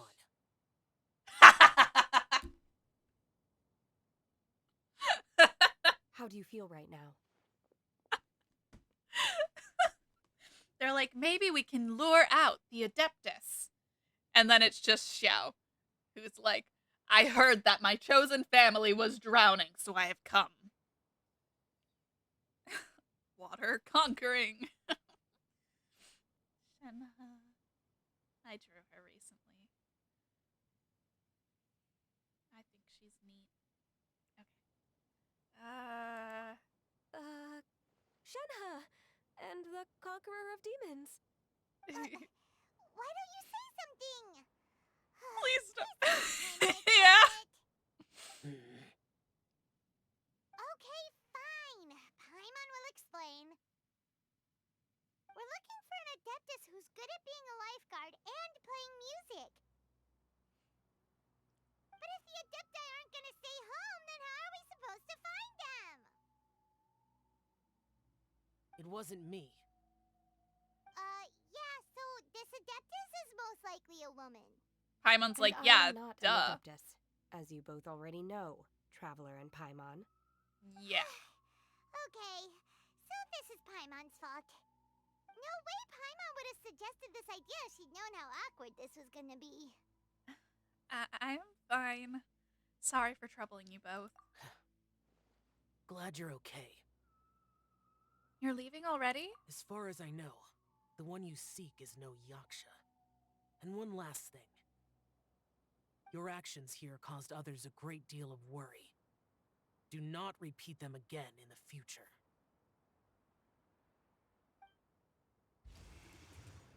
As ever, the Conqueror of Demons comes and goes, just like the wind. Yep. Right. I didn't dare to say a word just now. How's your training going, Shenhe? Have you made any plans for Lantern Rite? We could spend it together in Liyue Harbor if you'd like.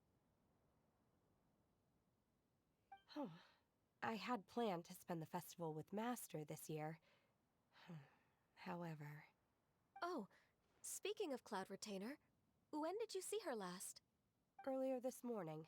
She set off for Mount Hulao at dawn. I noticed she was using an Adeptus art of some kind to protect a mechanism that looked like a boiler. Maybe it was a gift for Mountain Shaper. I did not inquire. wonder So if it's we her just special missed her. cooking pot. Please excuse me for a moment. I think I'll leave the gift in her abode. Sure. Thank you. She tried to make an automated cooking pot that, like, could cook perfect food every time and Yes. also sense the During ideal the summer and ingredients winter, for it. I continue to train with Master. In the other months of the year, I have been learning to adapt to human life in Liyue Harbor. Ganyu arranged accommodations for me in the city, and also recommended several work positions for me.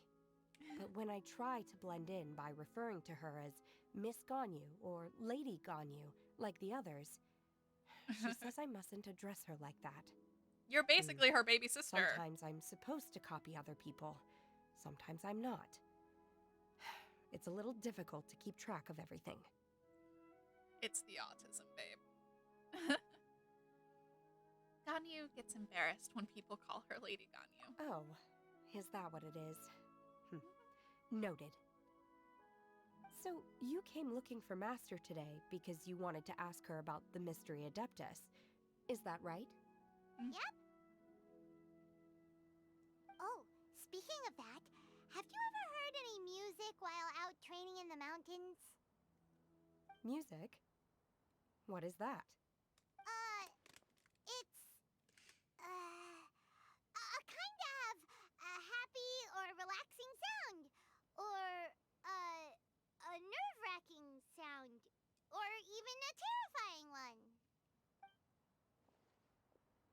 Okay, I'm done. I also left her a note so that she knows where to find us. We won't miss her again. Yay! That's really helpful. Thanks! We were just talking about this thing called music, and based on Paimon's description, I do believe I hear it every day. Please follow me. Oh, really? Great, let's go!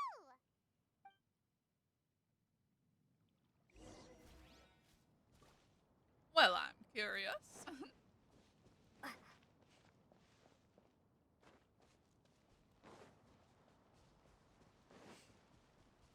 To the cultivation place. Uh-huh. Hey, nice! I'm 10 wishes away from, like, soft pity. Also, sorry, hold on. I'm just gonna, no, not you, Lamine. Help protect us.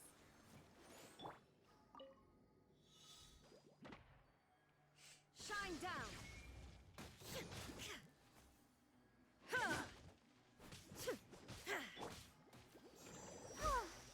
Scatter!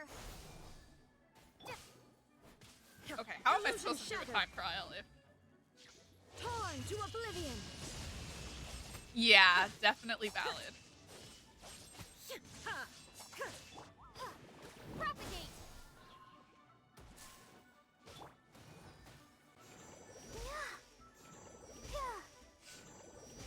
I'm like, I can't do a time trial if my game is gonna be lagging like this. So we're just gonna have to, start that over. This is true. Shine down.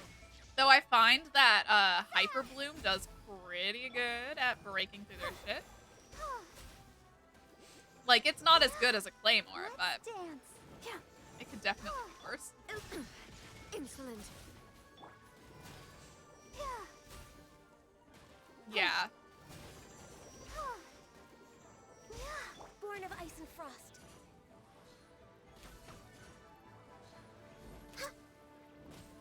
Next on. But, yeah, no. I'm gonna make note of it, though, because every time I'm here, I see it, and then I'm just like, but yeah, no, a Geo to break through would be good. Time. I'll use Geo. Alright.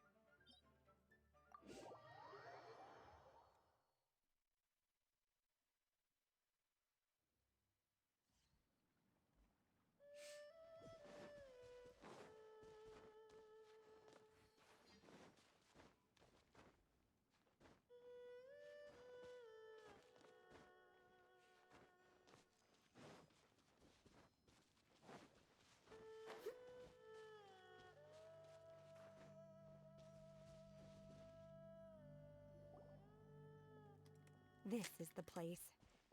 I enjoy training here to the sound of music.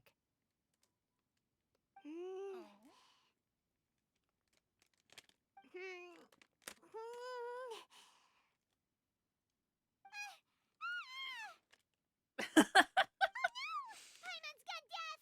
Paimon can't hear anything! My condolences, Paimon. Oh, whew. Paimon hasn't gone deaf after all. Paimon heard you when you just spoke. Anyway, where is this music? The faint sound of birdsong, the quiet murmur of the streams. These are relaxing sounds. Are they not the music of which you speak? Well, they're certainly a type of music. Paimon wasn't quite done with the description. Okay, fine. It's all Paimon's fault.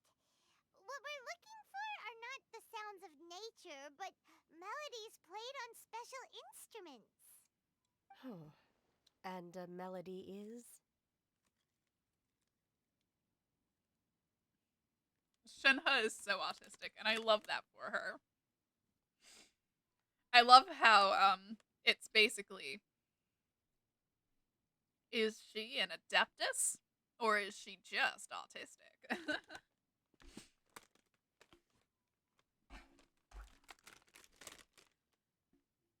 And of course, she was raised by a cloud retainer who, like, wasn't gonna try and push her to behave like a normal human, because she doesn't know what a normal human behaves like.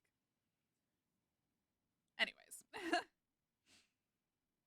With Zhongli, the answer is just yes. Honestly, have we met an adeptus yet who's not autistic?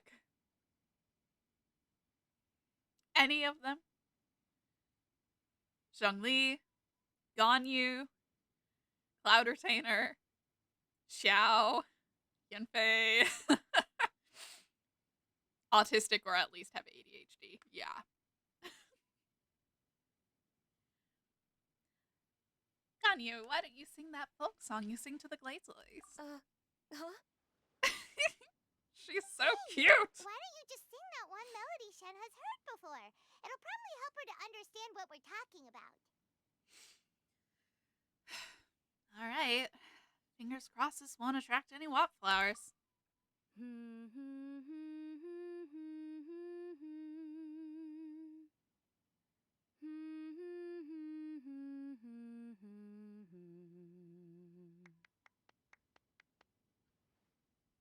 Oh, was that from the opera that Yunjin sang? That was a melody, and melodies can be called music. It felt like I was transported back to the past. In my mind's eye, I could see the Zhao lanterns lighting up the night sky again. We're all there, raising our glasses and drinking to our heart's content on the Jade Chamber. As I watched Yunjin's performance, I felt a warm sensation in my heart. And as the drink reached my stomach, it went from warm to hot. When you hummed that melody just now, feelings from a whole year ago came right back to me, as strong as they were on that day. So that's the power of music. Yeah! Wow, Shenhe. That was so deep! Music definitely has the power to bring up memories. It's like a time capsule with all the special moments from our lives squished inside. Yeah. What about you, Ganyu? Are there any melodies that have left a deep impression on you? I don't remember if my parents ever sang any lullabies to me. I know some local folk songs, and a few other things come to mind too. The songs of the sailors down at the docks, the little ditties that the vendors call out in front of their beloved shops, the tunes of folk artists performing on the streets. All the sounds of the harbor. Yes, that's right. In the past, whenever I heard the sound of those tunes, I always felt that they were worlds apart from me. Nenny and Liyue probably view me as a non-human. And they are right, in the sense that I never could connect with humans' artistic expression and their sentiments. so I haven't been able to integrate into their community and be a part of their lives. At least, that's the view I held in the past. Only more recently did I start to realize that the only barriers are ones that I have erected with my imagination. The way those melodies make me feel isn't all that different from other people after all. They're about mundane details of everyday existence. Life's ups and downs, joys and sorrows. Even though we come from different backgrounds and have different stories to tell, when it comes down to the most common things that we see and experience around us each day in the city, in that sense, we're all the same. You go, Ganyu! You're really making progress. You have loads of friends in Liyue Harbor when you think about it. Like, okay, maybe some are more like coworkers and bosses, but at the very least, Kuching and Shenna are your friends now, right? Yes, I am. Technically speaking, we should refer to each other by the conventional forms of address used among fellow disciples. But now that I know what constitutes a friendship, I do believe we are more friends than co-disciples. Thank you, everyone.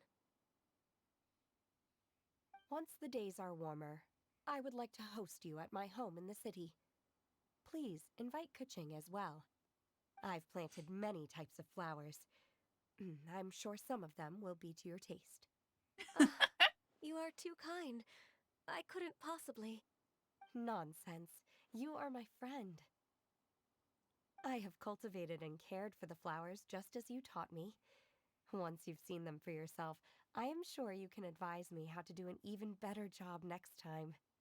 I will save some for decoration. We can feast on the rest. Then, thank you in advance. Wait, what is that saying again? If you insist? Do people say that? I'm not completely sure either. Shenna's like, you're asking me? Doesn't matter, okay? I grew up in the mountains, raised by a giant crane. Paimon's more concerned about your idea of a girls' night out. Eating flowers? Really? Does this have anything to do with you both being the disciples of that illuminated bird? I doubt Kuching will be munching on any flowers. Who dares refer to one not by one's Adeptus title, but merely as that illuminated bird? Cloud Retainer! Master. Our greetings, Cloud Retainer. Ah! There it is! The illuminated bird has landed! Double humph. Now she has the gall to use it rather than she, even after being chastised once already? Barely a moment has passed since we last met, and yet your impertinence has reached new heights. Very well. If you refuse to learn your lesson, one shall scold you no further. One has received your message from Ganyu. On the matter of the Adeptus you seek, one suspects to know their identity. Well, shall one lead the way? Yes, please. Cloud Retainer. I still have to complete my training for today, so I will bid farewell to everyone here. Very well. Await my arrival at one's abode later this night. On this special occasion, you should indulge yourself with some savory dishes. Happy Lantern Rite, Shenhe. If you want to release a Shao Lantern, come and find us anytime. Thank you, everyone. Happy Lantern Rite to you too. Alrighty.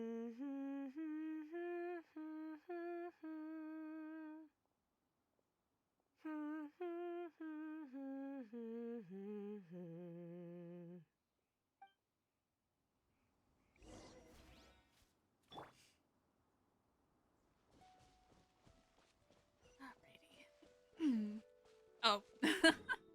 Thought this was gonna be a walker.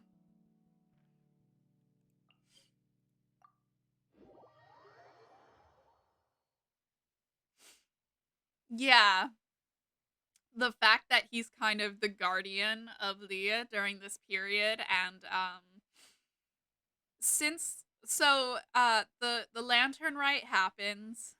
Uh, basically, Xiao lanterns are a real thing. Xiao's name is kind of a pun on top of just, you know.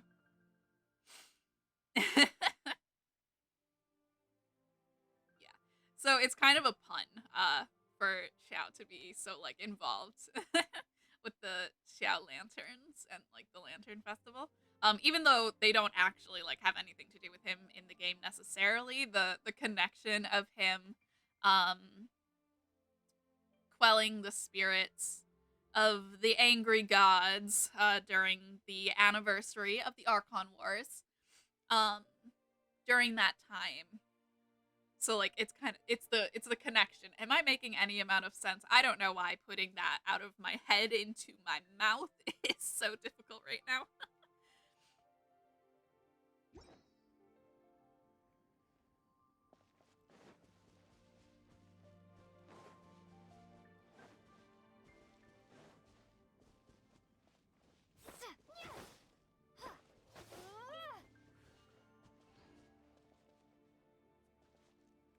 Valid.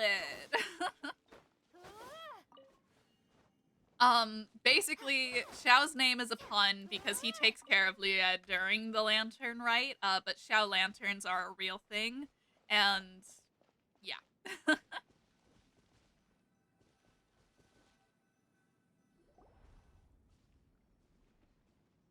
So it's a pun to have them be related, even though they're not actually like. Retainer, why did you bring us here?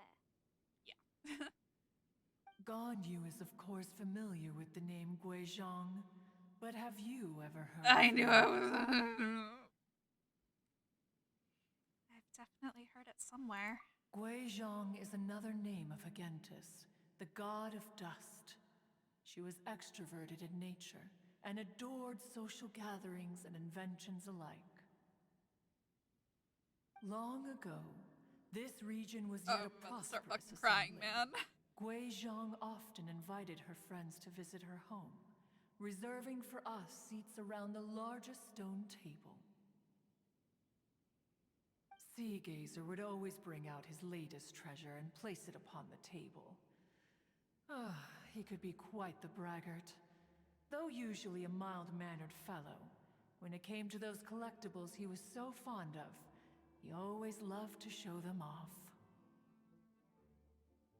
Paimon remembers that name.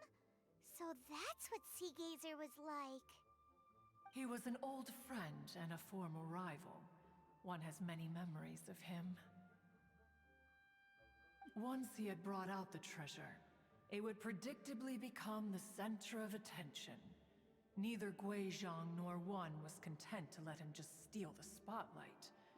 So we would then also present our proudest mechanical creations.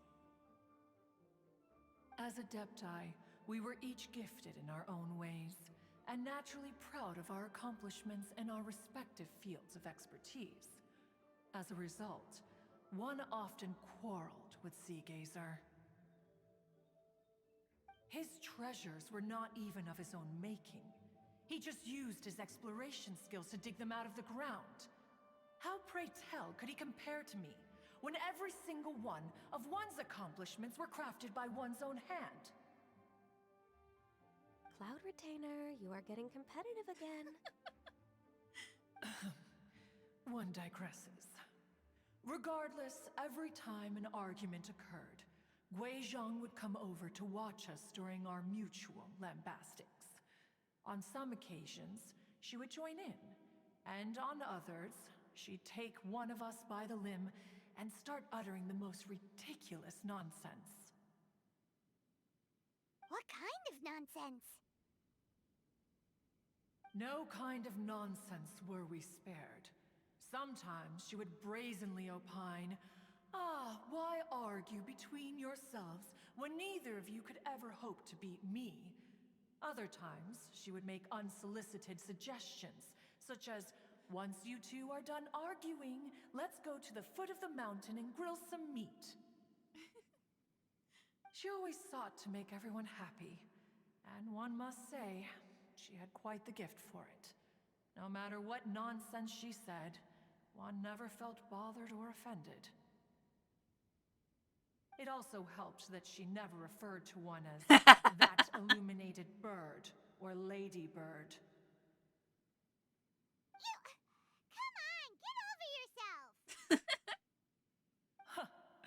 Anyway, just as our impassioned arguments would reach the apex of acrimony, Marchosius would bring his delectable dishes to the table. Who would dare snub the stove god and his wondrous creations? At the sight of him, we would all immediately drop the argument and prepare the table for a night of feasting and drinking. Back then, one was always bothered by how the cups Rex Lapis brought were always too square for one's taste. Can you see yourselves ever enjoying a drink from a square cup?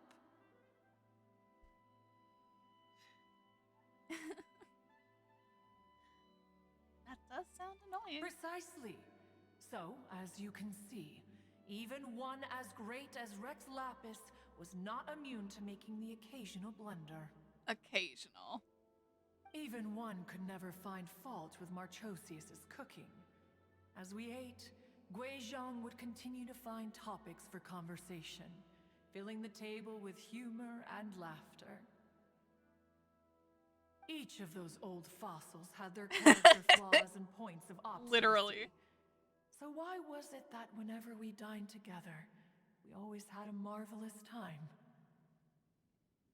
We would drink together from a spot high in the mountains until the moon set and the sun rose, and only then would the banquet finally come to an end.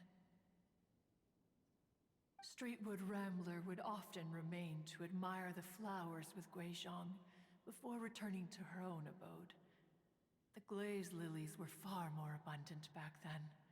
Entire fields of them would appear to the eye as a veritable sea of flowers. Streetward Rambler? That would be Ping. You probably know her as Madam Ping. Oh, okay. Wait, this is a lovely story and everything, but didn't we come here to find that Adeptus from Mr. Dvorak's story? Or are you saying that it was Guizhong? Didn't she, already, Alas, long has one avoided this place for precisely that reason. The sights here are a reminder of a time long gone, and evoke much sorrow. One should have guessed that you would disrupt one's poignant moment of mourning with your incessant questioning. No matter, one will share the whole story with you now.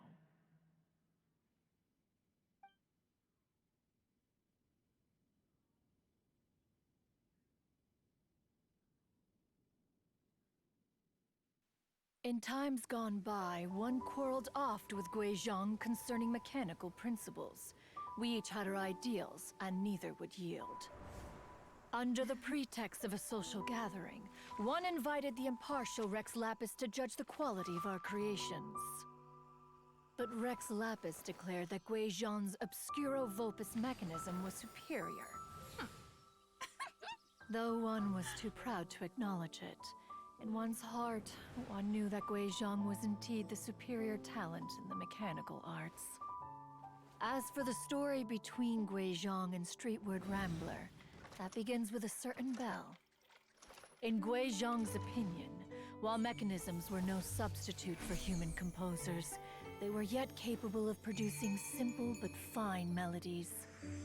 But Streetward Rambler believed music to be an expression of the soul. An emotional enterprise that could never hope to be replicated by machinery. They argued endlessly, until one asked Rex Lapis to intercede. He confiscated the bell and designated it for ceremonial use. Thereafter, one would often find them convening in the mountains, discussing music, mechanics, and all the affairs of the mortal world. But these good times were not to last. War broke out between the gods, and soon engulfed the Guili Plains. Guizhong was overpowered by the enemy and fell in battle. When Streetwood Rambler and I arrived at the scene at long last, all that remained among the ruins was her lifeless body. After this, at Streetwood Rambler's request, Rex Lapis granted her the cleansing bell for safekeeping. To honor our friend's memory, one made a few finishing touches to her ballistic device. Many lantern rites have passed since then. Many greetings and goodbyes. Upon what do you gaze? The Guili Plains? No. It's everything.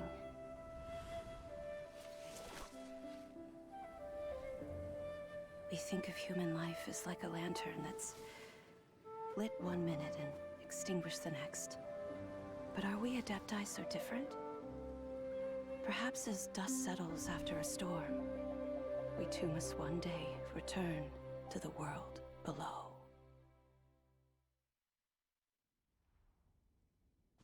One has always been austere and private by nature, and has never relished socializing. One's dealings with Guizhong were born out of discussions on the discipline of mechanics. What? You have loads of friends, and you seem pretty chatty. Just because one is not ignorant of social graces does not mean one is fond of them. One is perfectly capable of partaking in conversation despite being introverted. But in the end, one is nothing like Streetwood Rambler. She is dauntless but thoughtful, not to mention eloquent and wise. Moreover, her friendship with Guizhong was far greater than one's own. Back when they were rivals, they would often compete against one another in the realm of musical composition. That cleansing bell was one of Guizhong's proudest works, having the ability to both compose and perform. Wait, that's weird. Didn't Madame Ping say she pestered an old friend for that bell? And she also said something about being a vain beauty when she was young or something. Streetwood Rambler, a vain beauty. My foot. That bell has a sad history. Clearly, she refrained from sharing with you the truth of its origins, since the right time had not yet come. As for her old friend, who else could it be? Well, duh. As soon as Streetwood Rambler heard that a certain Zhang Li wished to borrow the bell, she realized that the man was none other than Rex Lapis, and that he had made an enormous decision. After all, we all have known each other for several millennia. Some things between us are implicitly understood. Whoa! So they were talking in secret code? Oh, Paimon did not see that one coming. Paimon, where were you? Of your intrusions. Where was one up to? Ah, yes. One remembers now.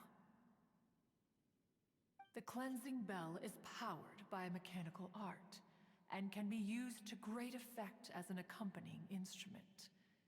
After the passing of its creator, it was used on numerous occasions during rites of parting. But Streetwood Rambler did not acquire it from Rex Lapis for the purpose of producing further funerary tunes. No. Each time she rang it, it was to play the tune that Guizhong composed on it. The two once clashed over their beliefs about the meaning of music. Who would have thought that with Guizhong's passing and Streetwood Rambler's mourning, two tunes composed in discord would eventually become one harmonious composition?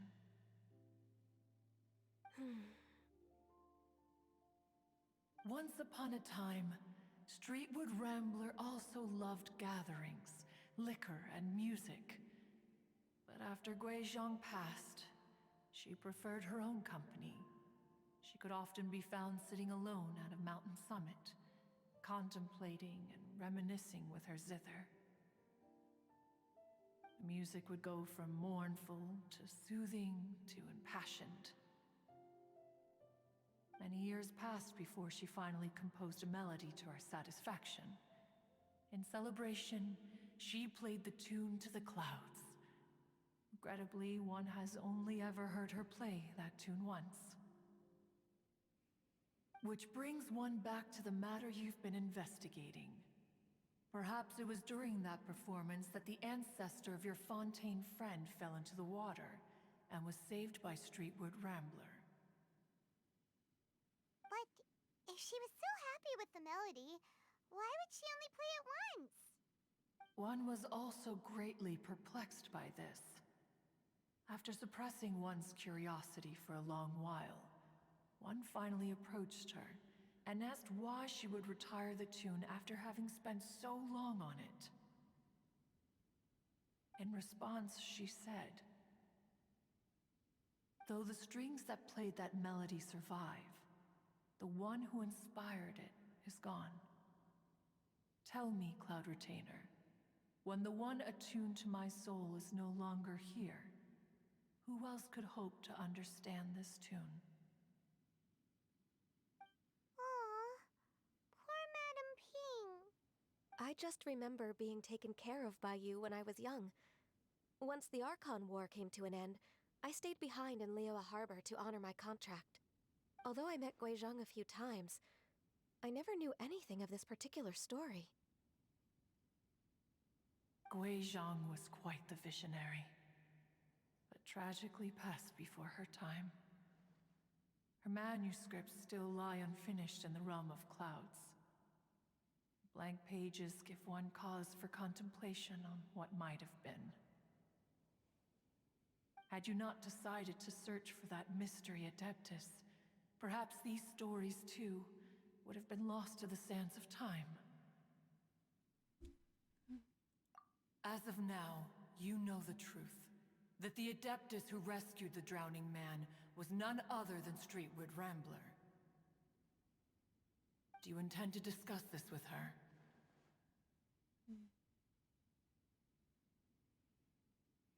Do you mean Ping might find the topic too distressing? Precisely. The passing of our old friend is a heavy topic that both of us are usually careful to avoid. If I may be so bold, Cloud Retainer, could it be that this is just your own personal opinion? Oh? How so? I've been in Liyue Harbor for quite a long time now, and I've witnessed many farewells along the way, so I too am well acquainted with the pain of the passing of a loved one. But this doesn't bring the city or its people to a standstill. They have to keep moving forward. Someone as perceptive and wise as Ping will surely have come to understand and embrace this. Though these immortal mountains have lost an Adeptus, the harbor of mortals has gained a wise elder. No loss can ever be undone, but there is always much that can still be gained. Ping has helped countless people, and will guide many others in the years to come. And all to whom she extends a helping hand become her friends. People she can admire flowers and discuss music with. Though it is heartbreaking to lose a kindred spirit, life goes on, because there are new friends waiting for you further down the road. Bonnie's right. We even asked Madam Ping what she thought about adding a music festival to this year's Lantern Rite. When we get back, why don't we just ask her if she'd like to perform? Maybe we can even get her up on stage.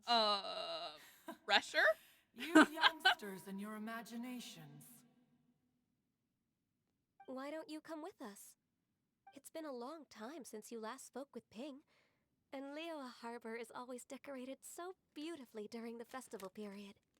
Is not every Lantern Rite the same in this regard? Were there ever anything new to discuss? One in Ping could meet any day of the year. I disagree. Each new day and each new year is different from those that have come before. How long will you simply let them pass you by? If nothing else, do it for Ganyu. The edibles she brought this time were indeed quite delectable. Very well. Then one will be off. If the other old fossils have sneaked away into the city to amuse themselves, one shall soon find out. Well, you'll find at least one old fossil All right. there. We should You be already getting back know to the that. harbor as well. We don't want to keep her waiting. Once the Guili assembly, now the Guili plains. Say, if we planted flowers there and cared for them carefully enough, do you think that one day we'd be able to recreate the sea of glaze lilies? Allow one to take back one's praise from a moment prior. You are still far too Comes back. given to And flights of another fancy, thing. child. What? Cloud Retainer? You were still listening? One observed that you were making no effort to leave, and returned to chasten and hasten you. This time, one is departing in earnest.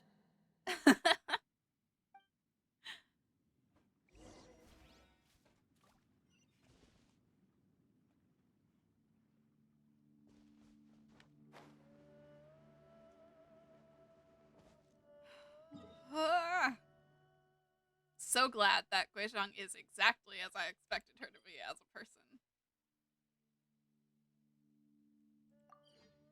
I don't really see why it can only be one or the other. I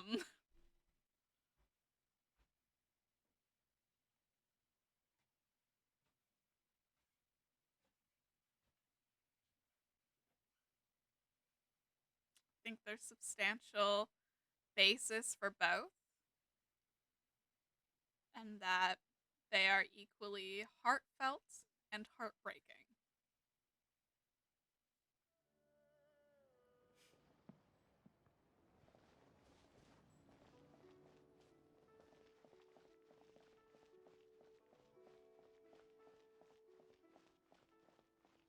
I mean, we also just... we were learning a story that was very specific. Based on their connections through stuff I've read through weapons and whatnot, I feel like the connection is definitely there and is strong. I mean, she effectively died in his arms. Like,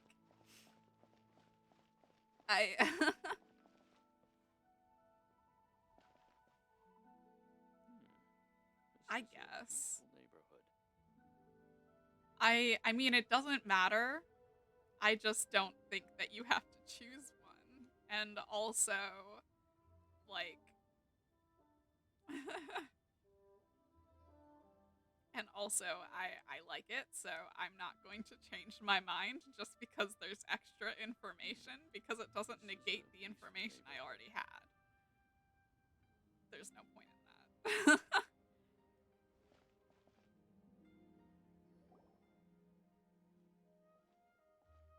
Whoa, Madam Ping and Cloud Retainer? It appears you made haste after all. One arrived but moments before you.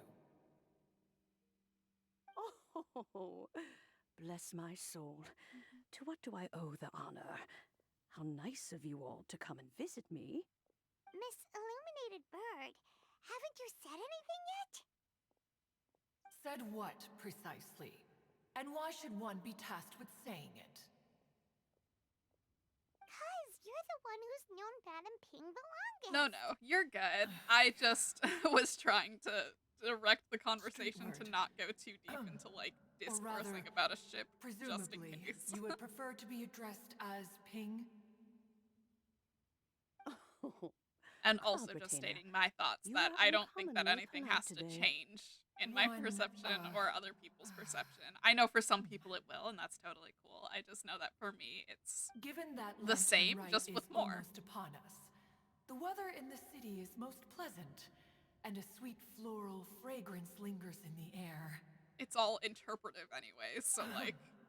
Ganyu, please continue from here. All we can do is have our own interpretations, and that's valid.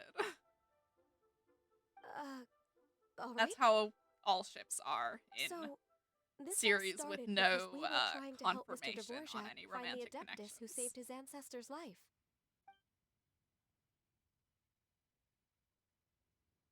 Cloud Retainer informed us that the one who played that melody and rescued the drowning man was none other than yourself.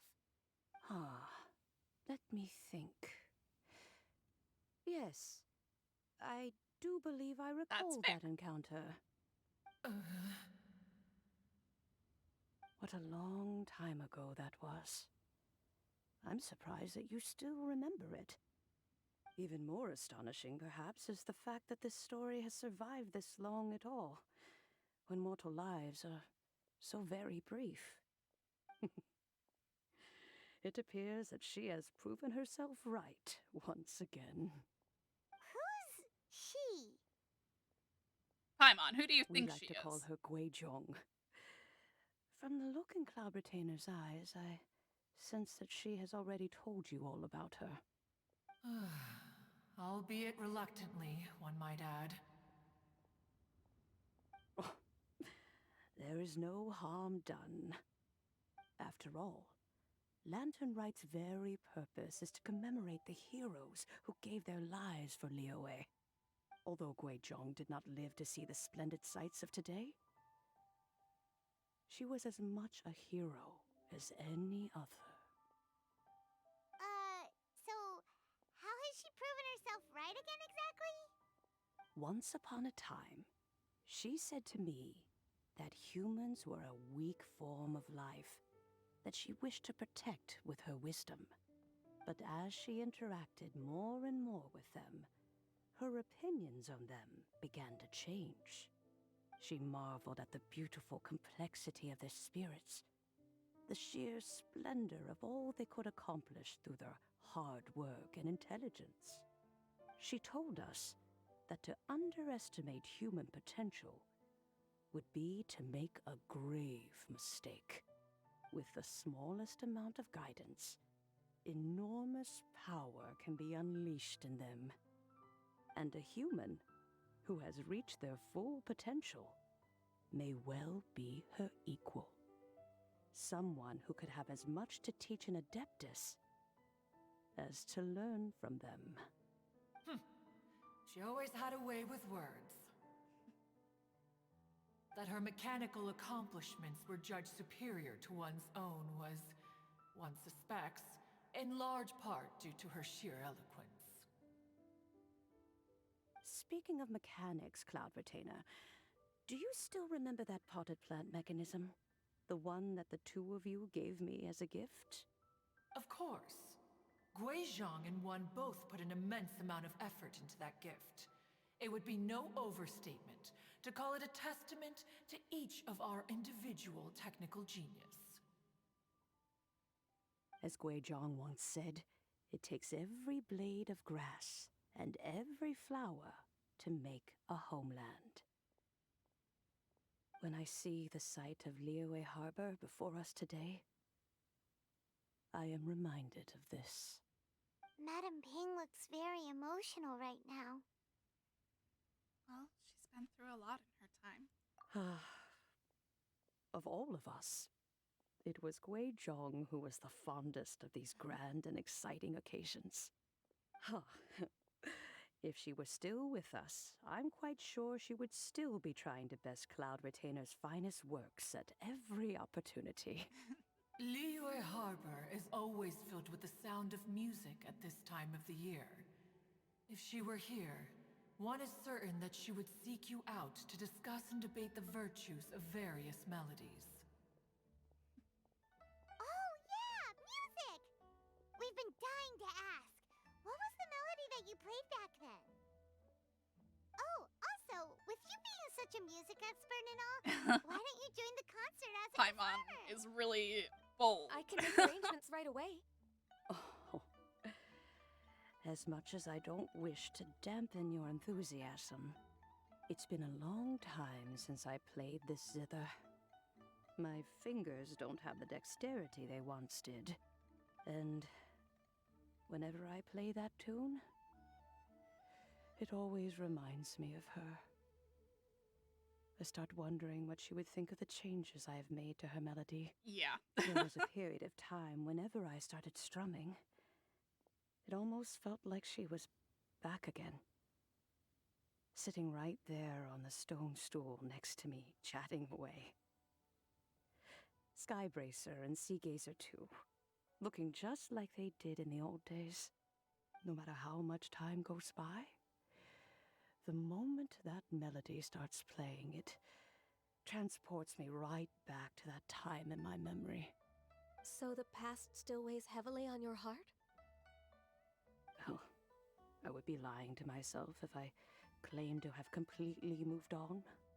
But that is not to say that grief doesn't get easier with time. Despite the sadness, I have found many things that bring me joy in life. It is simply the nature of the world in which we live that even if one wished to mourn for an eternity, it would be a nigh impossible feat. Just look at this potted plant. Isn't it stunning? It takes an honest and open mind to confront and conquer grief. You have indeed made progress. Be that as it may, I shall leave the Lantern Rite stage to the youth of today. Well, if you're sure. Granny! Yanfei! What's everyone doing here? Did something bad happen? Ah, and now we've spooked Yanfei. No, everyone's just here to give me their regards for the holiday. Oh, that's wonderful, I'm glad. Well, in that case, happy Lantern Rite, everyone. Yeah, I don't see one. Happy Lantern Rite. Happy Lantern Rite. Oh, I just remembered that I have some work to do at Yuehai Pavilion that I need to discuss with Yanfei. I haven't been able to find a chance until now. I will leave Mr. Dvorak in your capable hands. Cloud Retainer, Ping, we will be off for now. Huh? Does it have to be right now? Which case is this again? Hey, Ganyu! Yanfei's like, what's going on? It seems Ganyu still has much to learn when it comes to the art of deception. What a pity. She has learned nothing of one's ability to carry a conversation. Since it's been so long, Cloud Retainer, why don't you stay? I'll make a cup of tea and we can chat a while. Gladly. This was one's intention as well. When you next see the Fontaine musician, please give him my regards. I'd like to wish him the very best with the concert. You got it, Madam Ping. Thank you all. I think you've listened to enough of my nattering for one day. As for that melody, I will play it for you all another time. Goodness knows I need to practice it first. Wow, that'd be great. We'll look forward to it. When that time comes, wherever her spirit may be among the countless grains of sand and specks of dust between the harbor and the mountains, perhaps she will look at the Liyue of today and steal a smile when she sees the prosperous land that it has become. All right, let's go tell Mr. Dvorak the news. Ping, what say you to convening more often in the future? That would be quite wonderful. She does look But I must say, after all this I think time, she would I've peck your grown eyes quite out, though. accustomed to the harbor. Like, I just have this feeling. When we are to meet, I shall have to trouble you to make the journey to the city. You sound just like Shenhe. The child is constantly telling one all sorts of stories from the city, as if one was partial to them. Have you ever considered moving to the city, Cloud Retainer? There are plenty of people here to talk to. I think you would find it quite the antidote to the monotony of solitude. And if you looked around, I suspect you would find some young minds with an interest in the mechanical arts. Some of them even worth training. We shall see.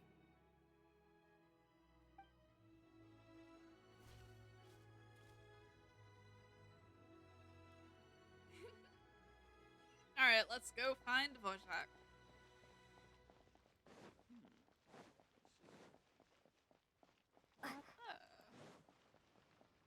I mean, yeah.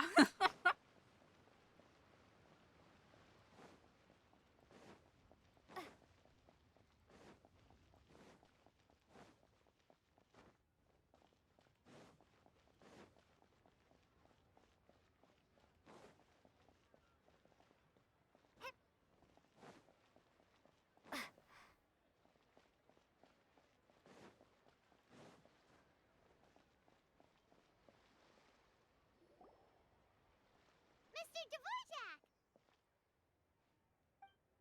Ah, and Kuchin's here too! Thanks for helping set all of this up. Yeah. Welcome back. Did everything go well? Really, really well. We found the person Mr. Dvorak was looking for. Are you serious?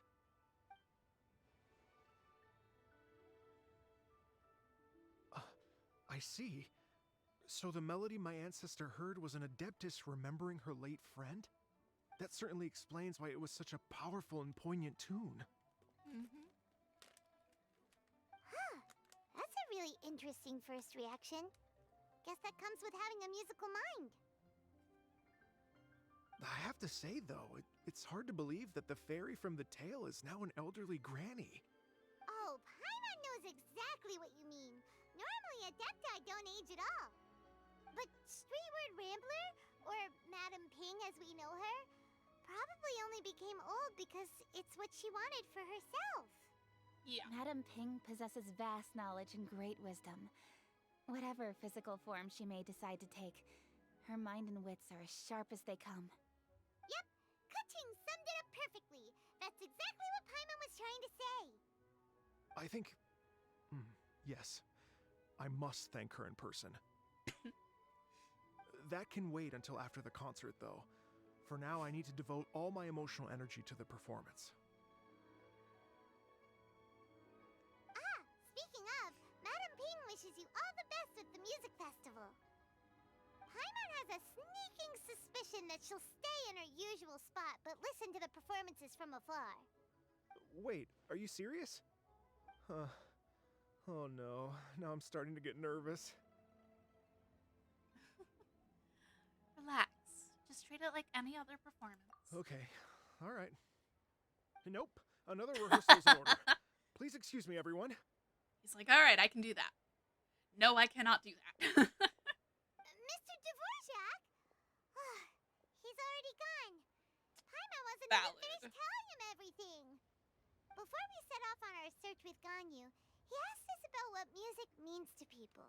After our recent adventure, Paimon thinks we have a lot more to say about that now. Please, share your insights with me. Well, we found out that music can be used for good, but also for bad. It can make people happy and moved, but it can also be sad and bittersweet. And music is like a kind of memory written in people's hearts. It can put you in touch with feelings from a totally different time and place.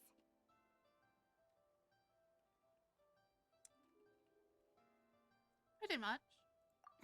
It sounds like you had an eventful trip. Yeah. Don't worry. I'm sure Ganyu will fill me in on all the details My thoughts shortly. exactly. Wait, does that mean you're gonna carry on working? The sheer comedy of it. Just a few things to wrap up. All the groundwork is done. As long as everyone enjoys the festival activities, all our efforts are worthwhile. Happy Lantern Rite. Happy Lantern Rite to you as well.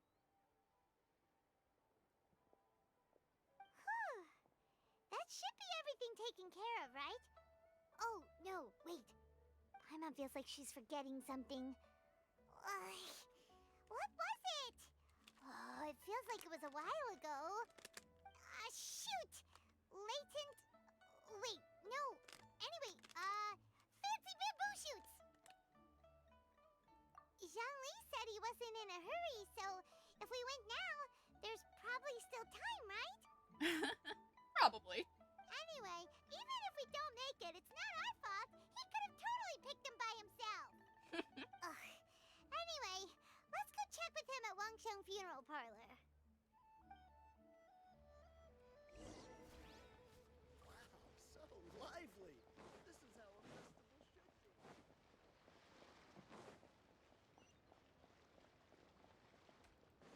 Going the wrong way. 2 years and I still can't navigate the harbor.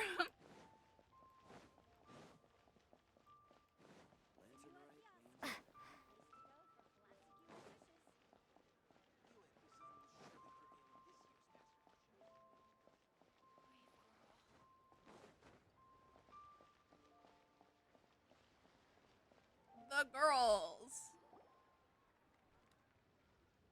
It is. Da da da da da da da da da. Da da da. Oh. All right, let's take a break here. Oh wow, look who it is! Are you here to hang out with everyone's favorite funeral director? So you're just casually practicing your rapping skills at the entrance to your funeral parlor? In broad daylight? Okay. And you guys are surprised? After everything we've been through. You don't see me for a hot minute, and you're back to being scared of your own shadow. We have all this open space, a clear view of the mountains behind and the sea in front. Not to mention we have several invisible audience members enthusiastically cheering us on. It's the perfect spot to rehearse. Invisible audience members? Dead people, Paimon. Gotta say, it took me a few days to get used to Director Who's way of talking. Xinyan was pretty spooked too when she first got here. Just like when she sees a frog, but a giant frog with sharp teeth. Come on, knock it off. What's wrong? I've never seen someone look so confused before. Well, don't worry, because Director Who's here to explain it all. There once was a Fontaine musician who went around town on a mission. He came door to door for his iridescence tour, looking for acts to audition. With my words, Xinyan's chorus, and Yunjin as our mentor. To be fair, Zhongli did invite Xinyan to perform at a funeral. So I don't think that he would even know to be surprised in the first place.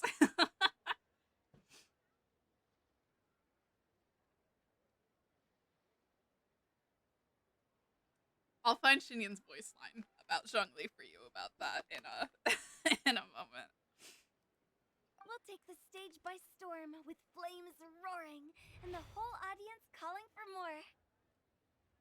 He did. I'll hold on. It's in the voice lines. For sure. I have level 10 friendship with Xinyan, so I can pull it up. Encore! Oh, now Paimon's rhyming along. But when you say flames roaring, are you sure this'll be safe? No, don't you worry about that. I'm pretty experienced on the stage, and I've already informed the Yuhong of all the pyrotechnics we're planning on using. Huh.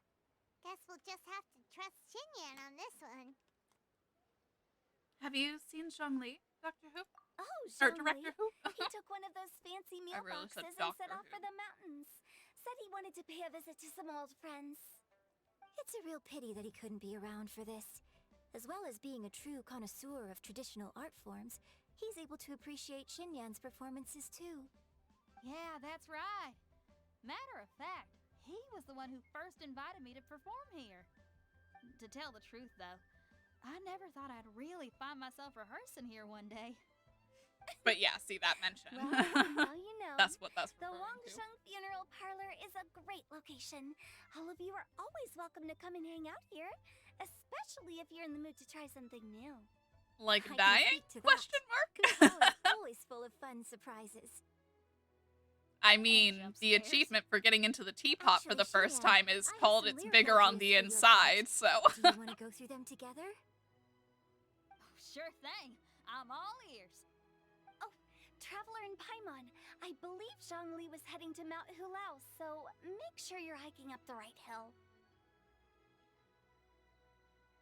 All right. When you see Zhongli, please pass on this message to him.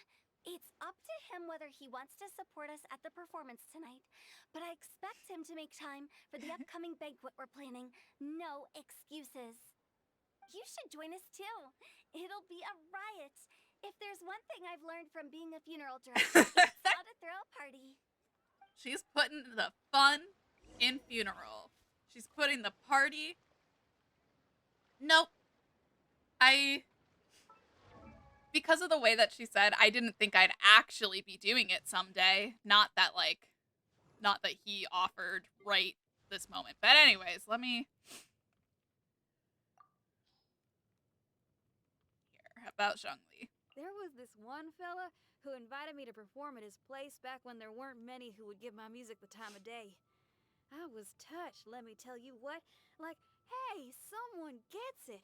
I agreed right away. But when I got there, I found out that he was the consultant at the Wangsheng Funeral Parlor. Oh, what a weird guy. I mean, how is that appropriate? So this happened a while ago. He invited her to perform at the funeral parlor. And she didn't realize it until she got there. Well, yeah, like right now she didn't expect it would actually be happening, but it was definitely in reference to this because he invited her to do that, and if he was the first one to do that, then when he did that was a while ago, because this, I think, you don't even need to do the Leah Archon quest to unlock, but yeah, no, so this is what that was referring to, which is, I remember hearing that the first time when I got to, I think, friendship level 4, and I laughed, because honestly, what can you do? Of course Zhongli wouldn't understand why it might be perceived as inappropriate to play rock music at a funeral parlor. But yeah. It seems like after meeting Hu Tao, though, Xindian understands that this is pretty that's a long enough break. Let's take it from the top, shall we? Ms. Eunice, such a strict mentor. These breaks aren't even long enough to have a sip of tea. Well, you were desperate to get involved, and this is what it takes. Well, given that she said perform, and this is about practice, I think that it was referring to the first time, based on her saying the first time. But, I mean, either way. Either way, it reminded me of that, and I think it's hilarious that he did that. Where are we gonna find crab roe tofu so late at night? We could always just go pester Masterful Chef Zhongling. Now I'm hungry. All right, let's knock this out and then go grab some food. All right. Go to Mount Hulao.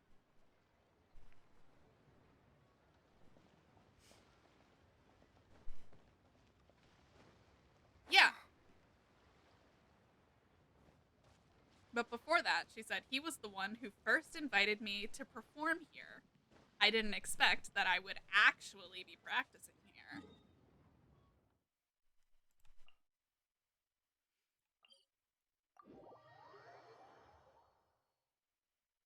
So the practicing part is about now, but the performance part is about earlier. Because this isn't a performance, this is practice. But that one was the performance that he invited her to do. And because she thought it was inappropriate, I don't know. I don't know what to tell you. The point is that even without that, it reminded me of that because it's just so Zhongli to do.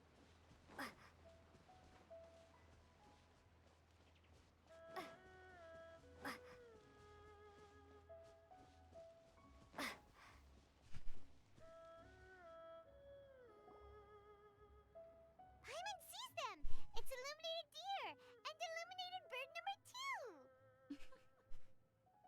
Greetings, everyone. Long time no see. A familiar face. Have you come from Liyue Harbor? Zach How has lines is the again. city nowadays? Everything's great. But you know, if you're so curious, you can always go and check it out for yourself. In fact, Mooncarver has been taking many walks on Mount Tianheng in recent times. I believe the sights of the city are quite familiar to him. Zhongli, here you are. We've brought the bamboo shoots you wanted. Impeccable timing.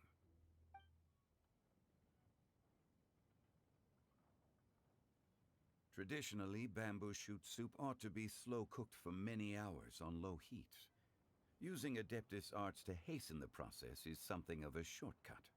Wait, that mechanism. Is that? Indeed.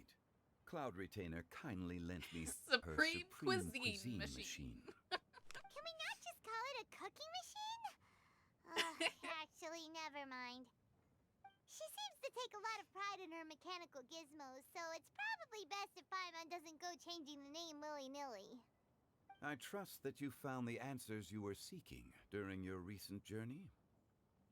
Yes. Excellent. The past should be remembered, but not overly dwelt upon. Our journey should be seen as a means to take on more from the world around us. When the bamboo shoot soup is ready, I must insist that you try some for yourself. Of course. Oh, Zhongli, Huta told us to tell you something. She said, it's up to him whether he wants to support us at the performance tonight, but I expect him to make time for the upcoming banquet we're planning. No excuses. When she says performance, she must mean the Lantern Rite Music Festival. As for the banquet, she didn't tell us anything more about that, but she invited us to come as well. As you can see, I have a prior engagement with 2 Adepti friends of mine tonight. Please, give Director Hu my best wishes for the performance. As for the banquet, since the Director insists, far be it from a mere consultant like myself to refuse. Yay! Then we'll see you there? Absolutely. Rex Lapis, the bamboo shoot soup is ready. Have Thank they you. just been watching it I cook will this whole examine time? it right away. The appearance is exquisite, and the aroma rich and intense. The craftsmanship of this machine is commendable indeed. Since you came all this way, you should not leave empty-handed. Please, take some soup. It tastes Dakota, most not a scratch exquisite and while post. still warm.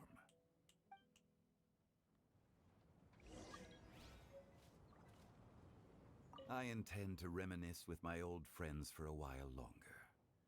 You ought to get back to Liyue Harbor. There is a performance you do not want to miss.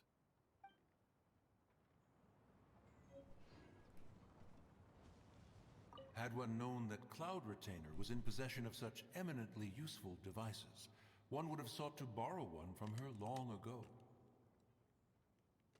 And yet, since you share my lack of enthusiasm for mechanisms and fine dining, it would have become a mere decorative ornament in your abode. Not so. Had one had such a device to make up for one's lack of culinary prowess, Shenhe would not have had to rely on flowers and herbs alone for sustenance, while under one's care. In that case, shall we rendezvous with Cloud Retainer one day soon, and request to borrow one more Supreme Cuisine machine? A fine idea. A fine idea indeed. Is Mountain Shaper a man? Yeah.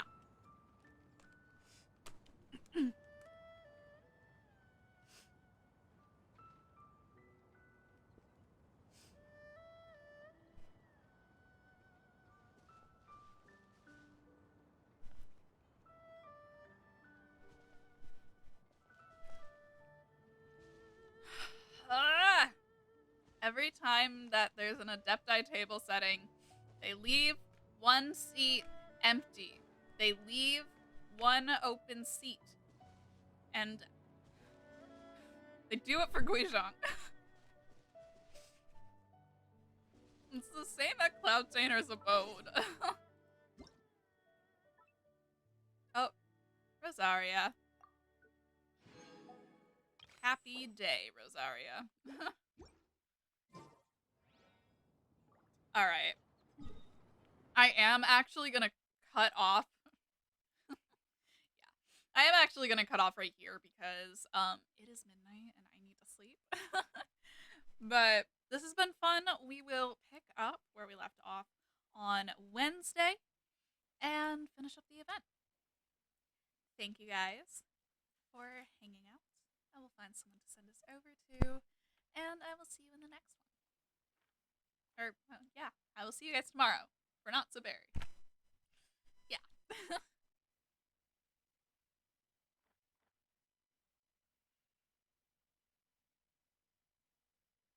There's not much left if you want to finish. No, I really gotta cut off here. I really gotta go to sleep. We will reconvene tomorrow. Yeah.